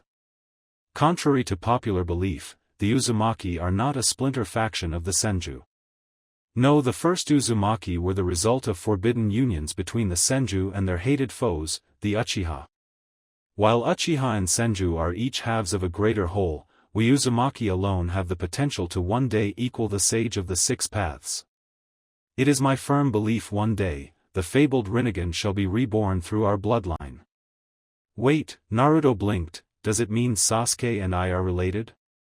The distance is extreme, but yes. In fact, we are also related to people as renowned as Senju Hashirama and Uchiha Madara. Nagato chuckled. A great pedigree, you will agree. In fact, the union of these bloods is probably the reason why I was born with the Rinnegan. The ghost continued his explanation, as new warring shades took form in the mist. Our clan has been graced with great lifespan. My father lived for 1.5 centuries, as did his father before him. While many consider this life a blessing, it is also a curse. My kind has been doomed to see the new generations repeat the mistakes of the old, time and time again. My family has lived through eras, seeing samurais, ninja clans and hidden villages succeeding to one another. But war never changes. The shades were replaced with what appeared to be a beautiful city. To bring order to the world, the Uzumaki have sought a way to end all wars, the ghost explained. Many shared the way of the Senju, of peace through love and wisdom. Others followed the will of the Uchiha, of peace through might and strength. My mother, Uzumaki Himiko, rejected both ways, having experienced both and deemed them flawed. Instead, she believed in peace through inspiration. If a paradise could be created on earth, then it would inspire men to search for a better fate than endless warfare. As such, Himiko founded Uzumaki, the village hidden in whirlpools, the first and only utopia. But in her great wisdom, she knew a paradise could be defiled, and so, she took measures to protect it. Red smoke appeared out of nowhere, representing a complex array of seals, contained inside a giant circle. As the architect of Uzumaki, she created a powerful jutsu, by shaping seals underneath our home. These seals would slowly absorb the chakra of our clan through centuries, until one day, Hinokagetsuchi, the ultimate kinjutsu, is finally completed. A power able to wipe out entire countries in the blink of an eye. My mother believed it would allow Uzumaki to protect our paradise, and one day teach mankind the value of peace. The Uzumaki, whose lifespan gave them perspective and wisdom, would slowly lead the world toward a new golden age. Then, suddenly, all shades vanished, leaving only a shapeless fog behind. But these dreams lie drowned under the sea. Afraid of our might, the hidden villages plotted our demise. Kiri flooded my home, while Konoha took my precious Kushina away from me, so that treacherous Mito could curse her and my future grandchildren to carry the burden of the nine-tailed fox. I could only cry as the Uzumaki clan was scattered around the world, and I could only lament, as I saw my world, my future and my past, vanish underneath the waves, never to return. Naruto could almost feel the man's despair. Maybe it was genuine empathy or a side effect of the living memory, but he could experience the ghost's anguish. Then the despair turned into bitter hate. Yet, as they drown my home in the sea, I will drown their hopes and their dreams. I have remarried, and sired a new bloodline in Sunagakure. For years, I prepared a plan that would allow the Uzumaki to reclaim their birthright, and to avenge the destruction of our civilization. I have found the location of Uzumaki, slumbering under the waves. The seals of my mother survived the devastation, and can survive for millenniums. I have marked their location in these scrolls, alongside the information needed to activate the ultimate Kenjutsu. A primal, outdated map appeared before Naruto's eyes, clearly indicating a red spot somewhere between the land of fire and the land of water. After long hours of search and multiple studies on the Shikaku, I have discovered gathering the nine-tailed beasts would produce enough chakra to awaken the Hinokage. In these scrolls you will find the seals needed to capture these creatures, to extract them from their containers and drain their power. I urge you, whoever you are, find them. Awake our legacy, and torch this world back to dust. Only when all of mankind has felt our pain, our loss, and our despair, that the spirits of the Uzumaki will finally rest. He's crazy, Naruto realized. Completely crazy. I collected all available information on survivors from Uzumaki. There are dispersed, and most are dead, but not even destiny can stop the bloodline. Our clan shall rule the world. I have seen it in my dreams. This is the legacy I left you, the power to end all things mortal.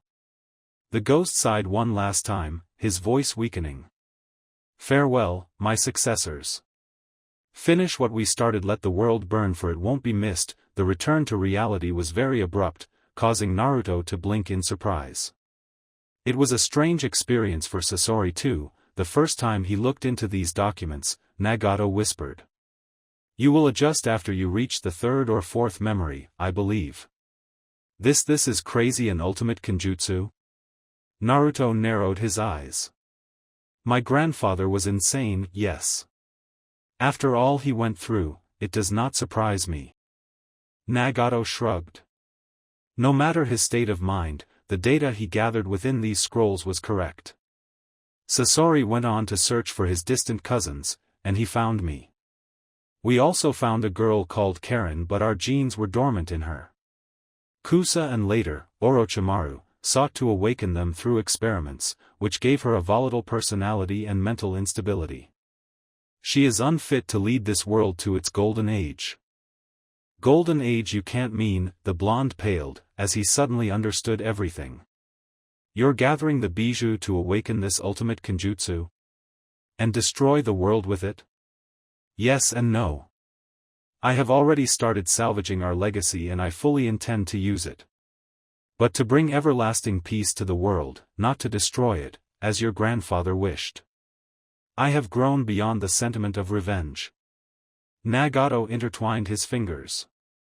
With it, I will end the hidden village system, enforcing order through fear. I will have to destroy a hidden village or two, however, before they finally accept a new status quo, but the sacrifice of thousands is a small price to pay for a golden future. Naruto ground his teeth. Beside the fact you're going to kill a lot of people, it's only a short-term solution. When you die, you'll leave behind a weapon of mass destruction for anyone well-versed in sealing to use. Unless you intend to live forever? Death will claim me sooner than you think, the god wannabe replied, ignoring the sarcasm. I am aware when I die, the ultimate Kenjutsu will fall into the wrong hands. In fact, I am counting on it. You're what? When I die, it is only a matter of time before someone else finds this jutsu, but it will only lead to destruction. People will hold to the souvenir of the peace I brought, and it will inspire others to follow in my footsteps. Through the pain this weapon will bring, mankind will grow wiser. As I grew up and understood the value of peace, when people will wake up in the ruins of their world, they will understand the value of the peace I brought them and seek it again. A new mankind will be born, Naruto, enlightened, inspired. The god wannabe locked eyes with the horrified Naruto. You may judge me insane, but think about it. War never changes, because man never changes. In old eras, before the arrival of chakra, people fought with sticks. Then samurai fought with blades. Then ninjas fought with ninjutsu. The world never changes, Naruto. The world we struggle to live in is the exact same one Hashirama Senju tried to end. History was simply a change in the weapons we use to slaughter each other. The wars only grow more violent with each generation as the newest weapon is created. Something drastic must be done if we wish to escape this spiral of death. The only solution I have found is to change man's very nature. Nagato, if you give free access to a weapon of mass destruction, then it's only a matter of time before some nihilistic psycho uses it to blow up the world, Naruto stated bluntly. Power-hungry people will seek it and misuse it. It won't inspire peace, but more war and destruction. It won't enlighten humanity, it will corrupt it. Your legacy will be the death of mankind. If mankind can't learn from its mistakes, then it does not deserve to live, Nagato replied softly. This is the only solution I have found to end mankind's self-destructive tendencies. If you have another one, I am all ears. Naruto opened his mouth, before realizing he hadn't thought about it. You have seen by yourself that the will of fire is not the solution, Pain said. Konoha is a bigoted place, where half of the Hyuga are slaves to the other half, and who rejected you from birth because you were different. So what is left? The Uchiha's philosophy?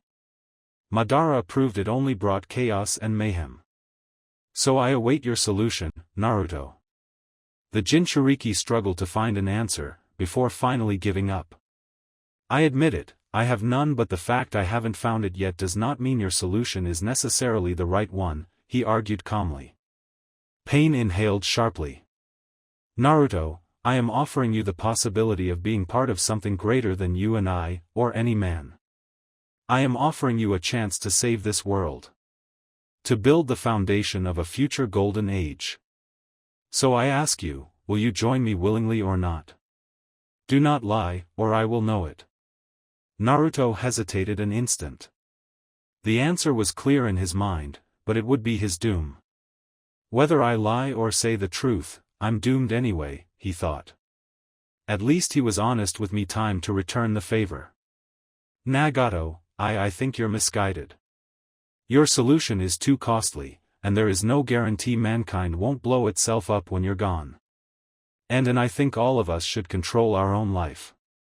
A forced peace is worthless if it is involuntary, if people aren't free to accept it or not. I may be wrong, but this is what I believe in. He took his breath. I can't join you. There was a heavy silence. Pain seemed genuinely disappointed for the briefest instant, until his expression turned cold and lifeless. I hoped it wouldn't come to this, he admitted. I told you I would have to teach you a sharp lesson. Maybe when those you love are gone, will you understand my vision? It worked with me after all. Naruto's eyes widened. You can't mean tomorrow, Akatsuki will start extracting the 7 tails from your friend Fu, Pain explained softly, never once raising his voice, and you shall learn true pain. Amigakure, Sasuke's cell, 11 p.m. Amigakure's jails were dark, humid, uncomfortable, and ominously silent. The guards had left for a brief break, confident the prisoners couldn't escape by themselves. Slightly angered at being so blatantly underestimated, Sasuke had decided to find a brief relief from his humiliating situation by taking a nap, only to wince when someone kept shouting nonsense near him. The Han was born from human parents, but his divine origin was obvious in the events surrounding his miraculous birth, the giant shouted, apparently to himself, the sky was covered with rainbows. Birds and flowers sang his name. Dolphins crawled out of the sea to watch his birth. People fell in love with his baby face. I'm going to regret asking, Sasuke shuddered. Han the Han, what the hell are you talking about? The armored man beamed with pride. The Han is imagining the book of the Han. He only needs paper and a pen to start writing it down so that he may enlighten mankind. Sasuke stayed silent an instant, the time to digest the news. You're going to write a book about yourself? The book of the Han will be faith put into words, the Jinchuriki confirmed. A manuscript narrating the story of the Han, and the truth about the cosmos shall be revealed to the unbeliever. The cult of the Han deserves to learn how the one true God came to be. Wait, how could you know what happened during your birth? Sasuke asked incredulously. And, what about the dolphins, and the why am I even discussing this insanity? Because your faith has awakened, the Han said happily. Embrace this godly revelation. Believe in my divinity. Ignoring his crazy cellmate, Sasuke turned to the only other sane individual in the vicinity. Yugao, how can you manage to keep your calm? Meditation mostly, he heard the woman reply from her own cell. It does wonders, I assure you. We've been trapped like rats for months, Sasuke grumbled, and with no means of escape. I can't even access the Sharingan. Itachi would have found a way to escape by now, he thought bitterly. Whereas I can't even find a way to pass time. Konoha will find us, Sasuke, Yugao replied in a vain attempt at comfort, or Naruto will find a way to have us released. Since they haven't extracted Han's bijou by now, I guess we're being kept as hostages to ensure his cooperation. That's even worse, the Uchiha replied. He hated being so powerless, so weak. All of his training, all of that work, all of that effort, and here he was chained like a pet. In the end, he was nothing compared to Itachi. The Han is pretty sure somehow, everything is going to turn all right. It will be my first miracle. Why don't you just shut up? Sasuke snapped angrily. How can you act so frivolously when we're in the worst possible situation? Han didn't reply anything. The silence disturbed the Uchiha, who wasn't used to this from the Jinchuriki. The giant later spoke again. The Han is aware how fucked up this mess is, he said, but the Han is no pessimist. Stay strong. Stay cheerful. Keep hope. It's only when you give up that all is lost. Sasuke didn't have the time to ponder the wise advice, for Yugao's next words caught his attention. There's a problem, she whispered, the guards should have came back by now. It might be a trap, Han pointed out. Maybe they want to spy on us discreetly. Or maybe or maybe, just, maybe, new, yet familiar voice echoed through the jails, some lone handsome hero decided to save the poor damsel in distress. Oh, and her 2 boys. Mustn't forget them, this voice, Yugao blinked. Jiraiya-sama? The one and only, the Toad Sannin said, as he appeared before the cell's doors with a shunshin. I apologize for the delay, but the guards didn't want to have you released diplomatically. I had to rough them up a little. Wait, Sasuke cut in, how can we be sure you're the real deal instead of a fake? Jiraiya smirked, before destroying the jail's doors with a series of Rasengan. Who else could know this technique, he shrugged. Anyway, we've got to hurry. I'm pretty sure we'll have the entire AIM Ninja Corp after us within a few hours. Yugao frowned, as she walked outside her cell alongside her comrades. Damn, it feels good to be free. They confiscated our weapon and battle gear well, except for Han's armor. I've no idea why. Because seeing the Han naked makes everyone fall in love with his sexy body, the giant replied with a matter-of-fact tone, even Pain didn't want to take the risk. That, and the armor is useless with my chakra seal. I see, Jiraiya trailed off. He brought a scroll from under his robes and unsealed it, allowing 3 ANBU uniforms and a wide array of weapons to pop into existence. Take your pick. I take it Pain found a way to suppress your chakra and bijou? The trio nodded, showing various seals on their neck or shoulders. The Toad Sannin examined Yugao's, before touching them with his index. They instantly vanished, much to the woman's astonishment. A rookie's work, Jiraiya shrugged. Pain is good, but not that good. He focused next on the two men, and destroyed their seals. Sasuke in particular seemed radiant, as he regained his power. The Sannin briefly ogled at Yugao, hoping to seeing her undress, until he realized she had already put the ANBU uniform on herself when he wasn't looking. Damn it! Yugao narrowed her eyes upon guessing Jiraiya's thoughts and seized a tanto among the weapons. The pervert didn't need a memo to understand the implicit warning and glanced away. Sasuke traded his ragged clothes for the second ANBU uniform, but Han decided to keep his armor, confident it would far more useful than any battle gear. Jiraiya coughed and started explaining them his plans. Since you're all ready, let me explain you what we're going to do. Team Guy should be freeing Naruto as we speak. We're going to free Fu, meet our allies outside the city, then reach the frontier. Mei Terumi should be waiting at a rendezvous point to escort us outside this country. He crossed his arms. So let's go. The escape was short and almost boring. The group stepped over the dozen guards Jiraiya had previously killed, but faced no ambush or resistance. Yugao instantly guessed something was wrong, as no plan as risky as this one could go without a hitch. When they arrived outside the building, her fears were confirmed. Sensei, Pain's Deva Path whispered, standing in the snowy street alongside what appeared to be 50 ANBU, how nice of you to pay us a visit. Amage Cure, a building's roof, 11 p.m. This is insane, Fu said, as her savior set her down on a building's roof. What, you don't believe me? Kisame Hashigake snorted. Some of Akatsuki still have sanity, girl. Better leave the organization and enjoy the world as it is rather than rule ruins. The Kunoichi rolled her eyes. The fact the man had slaughtered her guards, freed her, and carried her outside her prison didn't mean she trusted him. Especially since he pretended to have been fed up with his own organization, which she found doubtful. Then why didn't you leave Akatsuki long ago?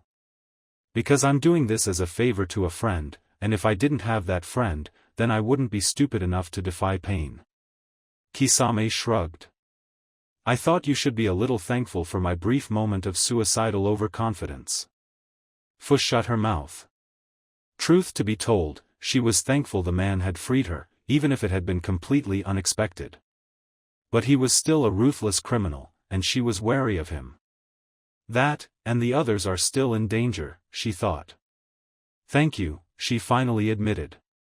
Glad to hear it. So what's next? The girl asked. First you're going to show me the seals Pain used to restrain your bijou. Fu obeyed and showed him the designs on her shoulder. Kisame observed them for a time, yet didn't do a thing. Aren't you going to remove them yourself? Do I look like a super intelligent seal master to you? Because Jiraiya looks like one, she countered sarcastically. Point made, but luckily, Kisame shrugged, bringing a sheet of paper from his pockets and applying it to Fu's restraints. My friend is good with seals. Hell, he's good with everything except staying out of troubles. The restraints vanished and reappeared on the paper sheet, transferred away. Fu suddenly felt a familiar voice resonate in her head. At last, the Nanabai whispered. At last I can feel and speak again. What did I miss? Many things. I'll explain later. Thanks, Fu told her unlikely partner. So what's next? We go meet your boyfriend. Kisame chuckled at the Jinchuriki's glare. What, the lovebird is sensitive about it? That's not like that, you old fish fart. I'm only 30, girl, the shark man replied amusedly, before he tapped her shoulder gently. The two of us are going to get along perfectly. He glanced at the sky, frowned, and waved his blade. Prepare yourself, we've got company. Fu glanced at the nightly sky, and noticed a form descending in their direction. It looked like a giant bird from afar, but a closer examination revealed it was in fact a woman, with wings of paper waving in her back. Her face was emotionless, as dozens of paper tags swirled around her threateningly. "Kisame Hoshigake," Conan whispered emotionlessly, "you will pay your betrayal with your life." "Well, I was never really on your side, so you can hardly call it a betrayal," the shark man deadpanned, waving Samahata. "Can you fight, girl? There's going to be a lot of property damage." "Oh yes," Fu said, as she felt the Nanabai's power flow through her veins. "I've been waiting for that moment for months." Amigakure's Memorial of the Dead, 11:20 p.m. Inside Pain's tower, in the morgue where bodies were stored before being turned into paths of pain, a humanoid creature was doing its best to locate a corpse among dozens. It had been extremely difficult to infiltrate the place, and to evade Pain's notice. But now that the god wannabe was occupied with his former teacher, the creature had seized the opportunity. It quickly found its target. The creature had never met Danzo Shimura in person, only its template had witnessed the man's death and the master's capture. Yet, the original and its clones shared a mind link, a bond allowing them to share their memories. The creature knew what it had to do. It put its hands on the man's belly, and proceeded to undo the seal on it. It was a complex array, but the creature had studied the technique beforehand. In a few minutes, the seal broke. For a few seconds, nothing happened, and the creature wondered where it had failed until a breach in space opened, allowing a humanoid to emerge, his face twisted into a cruel sneer. "Out!" Toby gloated. "I'm finally out." He glanced at Danzo's corpse and snickered. "Your eulogy means shit, you old fart." "I'm out." "Out." "Master, it would be wiser to keep quiet." The Uchiha suddenly noticed the presence of someone at his side. A white clone of Zetsu, to be precise. Since it was talking, it was probably one of the smartest specimens. "Where's your original?" he suddenly asked, confused. "The original is dead," the Zetsu clone said, much to Toby's astonishment. "Pain killed him and usurped control of our army. Or at least we let him think he does. We are still loyal to you, master." "Is that a joke? I was sealed only a few hours ago." Toby's eyes widened. "Wait, how long was I sealed?" "Around 6 months, the Zetsu clone replied, causing the madman to massage his temples. "Master? 6 months, but it felt only like a few hours. Unless time must pass differently in that parody of a pocket dimension." The Uchiha frowned. "So Pain betrayed me. What about the rest of Akatsuki?" "Sasori and Orochimaru were killed during the invasion of Konoha. Itachi and Kisame have betrayed the organization for their own purposes. Conan, Kakuzu, and Deidara are still alive, as is Pain." Toby chuckled. So this Uzumaki rabble was losing control of his own men? This could work to his advantage. "I made this ungrateful bastard Akatsuki's leader, and this is how he rewards me," the Uchiha snickered. "No matter, I will crush him like I crushed Minato, Danzo, and everyone else who stood in my way." The ground shook a little. "What's happening?" Pain captured the last Jinchuriki, Han of the Hidden Rock, Fu of the Hidden Waterfall, and Naruto Uzumaki of the Hidden Leaf, alongside Sasuke Uchiha and an Anbu. Jiraiya of the Sannin, Itachi, and Kisame are trying to free them, and are currently fighting Pain and Conan in the streets of Hidden Rain. "What? There's a giant free-for-all brawl of legends and nobody invited me to participate?" Toby chuckled. "This has to be corrected. Master, there is a last issue to be addressed." The clone pointed at one of the corpses. "I think it might interest you." The Uchiha glanced at the corpse, and blinked. He carefully examined it, and was forced to admit the evidence. It was the real deal. Kakashi Hatake, Obito's former best friend and later sworn foe, was dead. Not only was he dead, but it was obvious Pain had been starting to turn him into one of his paths. The Jounin's corpse was covered with piercings, and while all his hair hadn't turned orange yet, a few of them had. It was disturbing to see Kakashi turned into this doll. Tobi's blood was boiling with fury. "Master, are you sad?" the Zetsu clone asked. "Yes," the Uchiha admitted, "he was mine." "Mine? How dare you, Kakashi? I was supposed to kill you, after destroying everything you loved. I've been robbed of my revenge." Tobi sighed, calmed himself, and slowly opened his old teammate's eyelids, revealing the Sharingan, his Sharingan. Thankfully, Pain hadn't replaced it yet with one of his pseudo Rinnegan. "Now," Obito muttered, as he moved to extract the eye. "Let's take back what's mine." Amigakure Streets, 11:25 p.m. Jiraiya couldn't believe his eyes. "Yahiko?" "No," Pain replied, with a hint of sadness in his voice. "Yahiko is dead, and his body is now a vessel to my will, my Deva path. He shall exist forever through my Rinnegan's power." "Jiraiya-sama, you know this man?" Yugao asked incredulously. Suddenly, she realized they had been tricked. Pain intentionally ordered the security to be lax tonight, so he could bait Jiraiya into making his move. She thought, he wanted to catch him himself. "If he is the man I think he is, then I kinda trained him," Jiraiya admitted, deeply shamed, before glaring at Pain. "Nagato, seriously, what the hell? Why are you doing all of this? I thought I had taught you better." "You taught me well, sensei," Pain corrected. "Don't you understand? I am applying your teachings. I am bringing peace to the world, as the prophecies foretold. All these sacrifices were made, all this blood was shed, so a new, better world could be born through suffering. I never taught you that." Jiraiya snarled angrily. "I told you love was the key to peace, that I believed there was hope to surpass the ninja system and its spiral of death. I never told you to kill thousands and try to take over the world. I found it too hard to make your ideals a reality without necessary sacrifices." Pain shrugged. "Sensei, I have transcended human limitations. I have become a god. It is not too late for you to join the right side, to be free from Konoha's illusions, and see the truth." Jiraiya's eyes narrowed dangerously. "The only thing I see here, is another mistake of mine I have to correct." He adopted a fighting stance.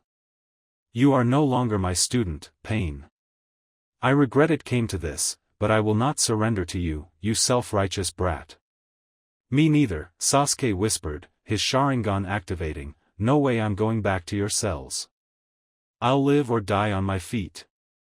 "I thought our last fight had taught you just how outmatched you are," Pain pointed out.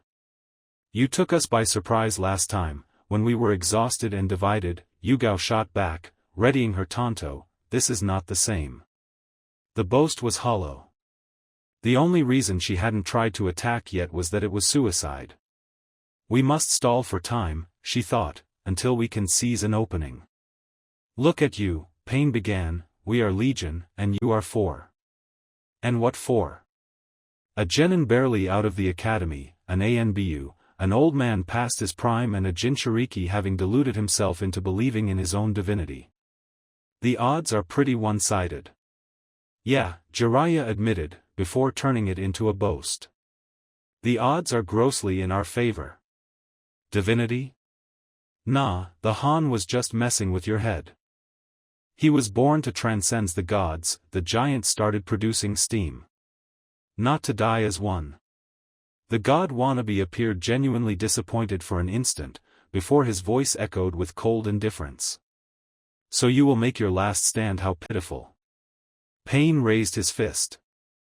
"Aim means, attack dash." The world exploded in black fire. Jiraiya paled in surprise, as the entire ANBU core was set ablaze and screamed, leaving only Pain and his enemies untouched. Then, the inferno surrounded the AIM leader, who frantically joined his palms together. Shinra Tensei. The shockwave turned the entire area into ruins. The buildings collapsed on themselves, Jiraiya and his group were blown away, and the inferno was extinguished by the blast. When the Sannin rose back up, imitated by his allies, they only saw Pain glancing in rage at the remains of his army. The Amaterasu, Pain glared at a new figure, who had leapt next to Han. "You little backstabber, Jiraiya-san," Itachi Uchiha whispered, his body surrounded by orange chakra, "would you mind if I lent you a hand?" Amigakure, Naruto's apartment, 11:20 p.m. "You've got to open the door." Naruto's voice resonated through his apartment's locked door. "Pain is going to kill someone. You have to let me out." The two guards ignored him superbly. Their god had brought the blonde here forcefully, raging and kicking, before ordering his men to keep him there until he told them otherwise. As consummate professionals, they stayed silent, although it was getting increasingly difficult to ignore the blonde's attempts at breaking the door. After a time, the noise ceased. For a brief instant, the duo thought their prisoner had given up. Until they heard a loud sound, awfully similar to someone breaking a window. Both ninja exchanged a worried glance, put themselves on guards, and opened the door. They heard the wind from outside, which increased their doubts. "If I don't come back within 2 minutes, lock the door and call Pain-sama," the first guard ordered, as he walked inside the apartment.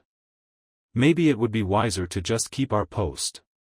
He's just a guy with no ninjutsu, no genjutsu, no taijutsu," the first guard snorted, as he went on to investigate inside the apartment, leaving his partner to keep the open door. What could he do? Spit on me?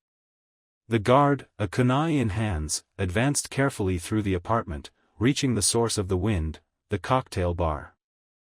The room's windows had been broken, and the prisoner had apparently turned his bed's blankets into an improvised escape rope. Worse, he was nowhere to be seen. Did he try to escape to the floor below?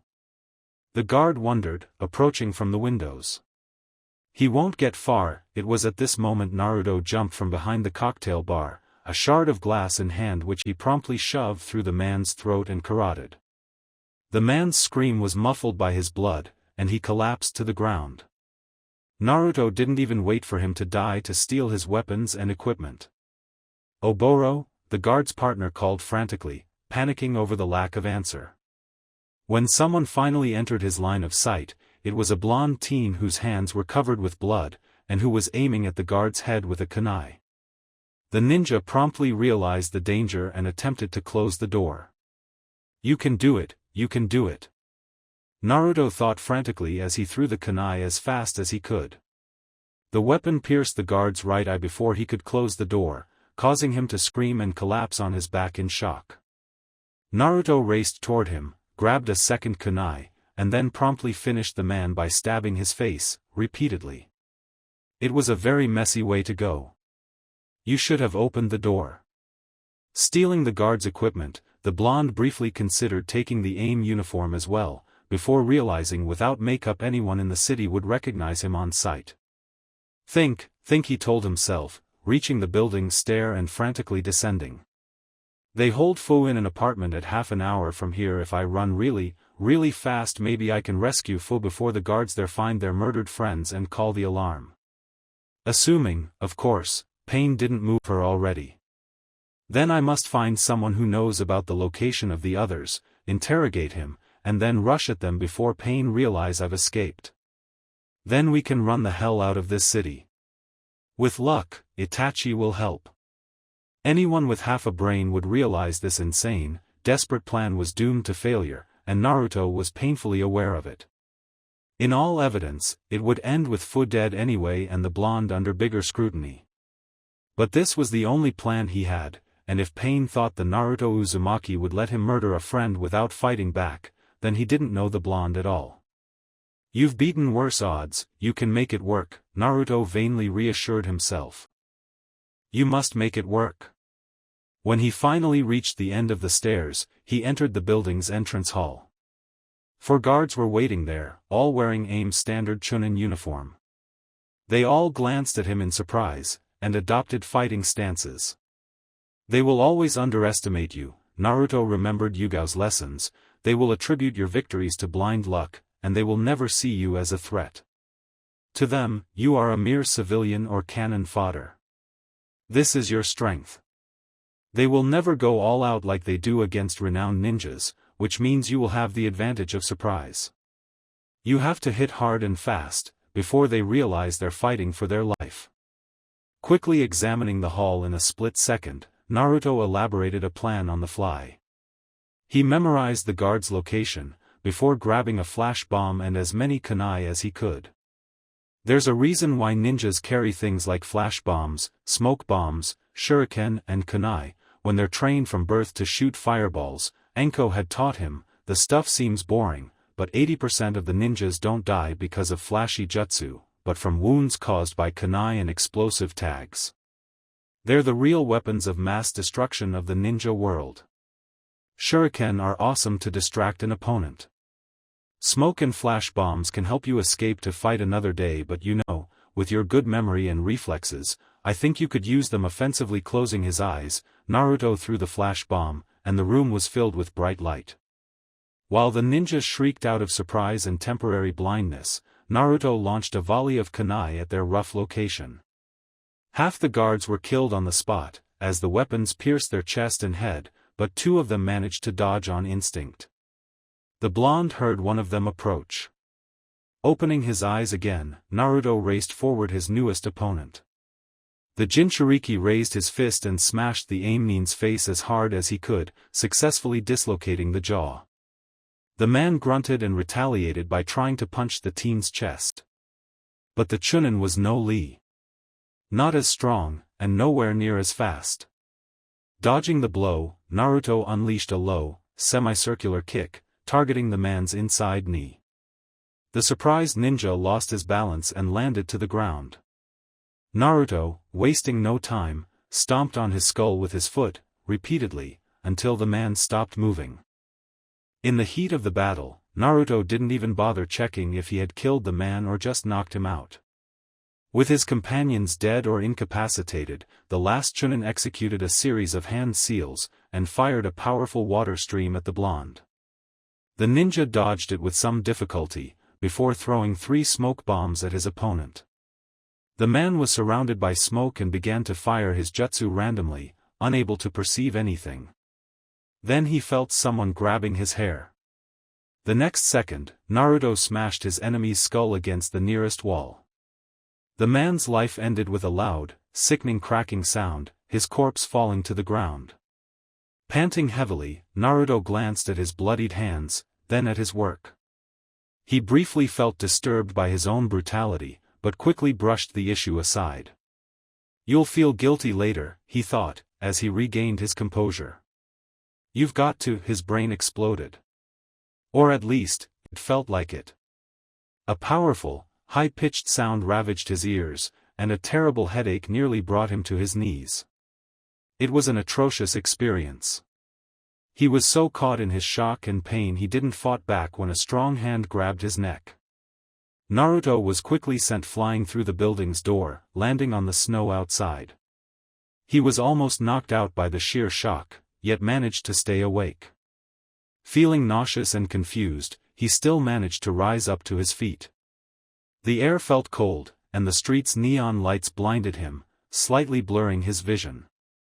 A big, bulky form exited the building, a strange device equipped on his arm. Sorry, Naruto, Dosu Kinyuta whispered calmly, I saw your breakout attempt coming from a mile away.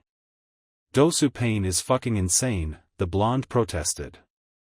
He's going to kill someone, no, everyone on this damn planet if he isn't stopped. You have to let me go. I don't think you get it yet, so let's put it simply, Dosu took his breath, I'm not paid to care. If so, I'll just kick your ass, Naruto replied, although with his nausea and headache the boast sounded hollow. The other ninja quickly noticed and snorted. My melody arm has screwed up your senses, and I'm not one of these grunts, Naruto. You're lucky the ANBU were sent to capture Jiraiya, or else you wouldn't have made it this far. Naruto managed to keep a poker face, while inwardly, he was completely astonished. Jiraiya is here? How convenient. Don't play innocent. Dosu snarled.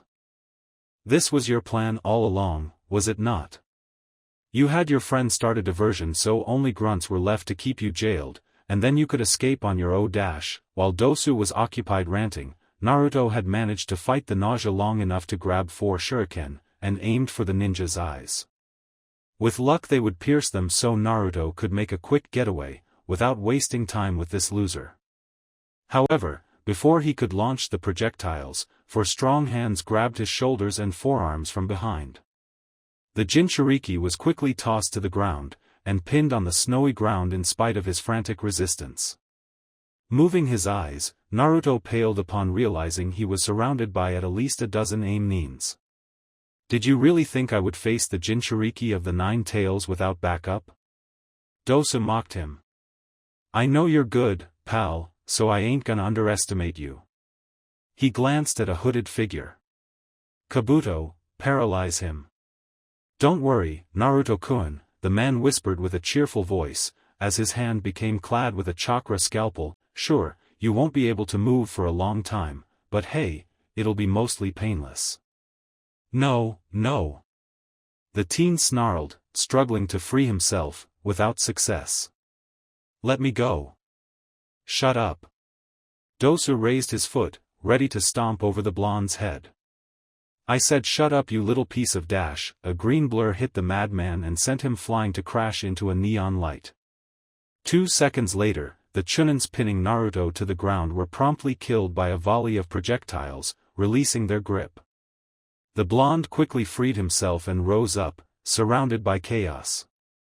His former tormentors were attacked by 4 individuals wearing ANBU masks, one of them rotating on himself and releasing a dome of blue chakra, forcing the nins to back down. Naruto's eyes widened. Niji?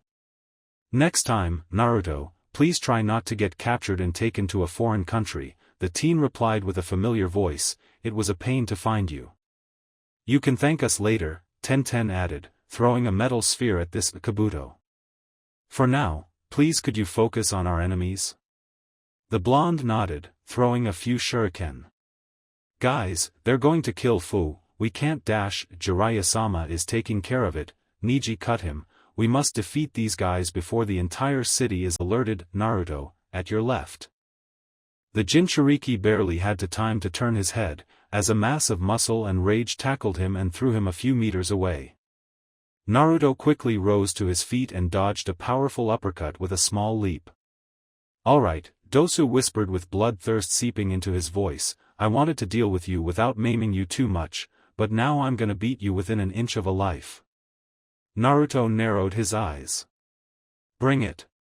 Thank you for watching. I hope you enjoyed it. Make sure to like and subscribe, and don't forget to share this video with your friends. If you want early updates, check out Patreon. This is Fox Sage, and I'm signing off.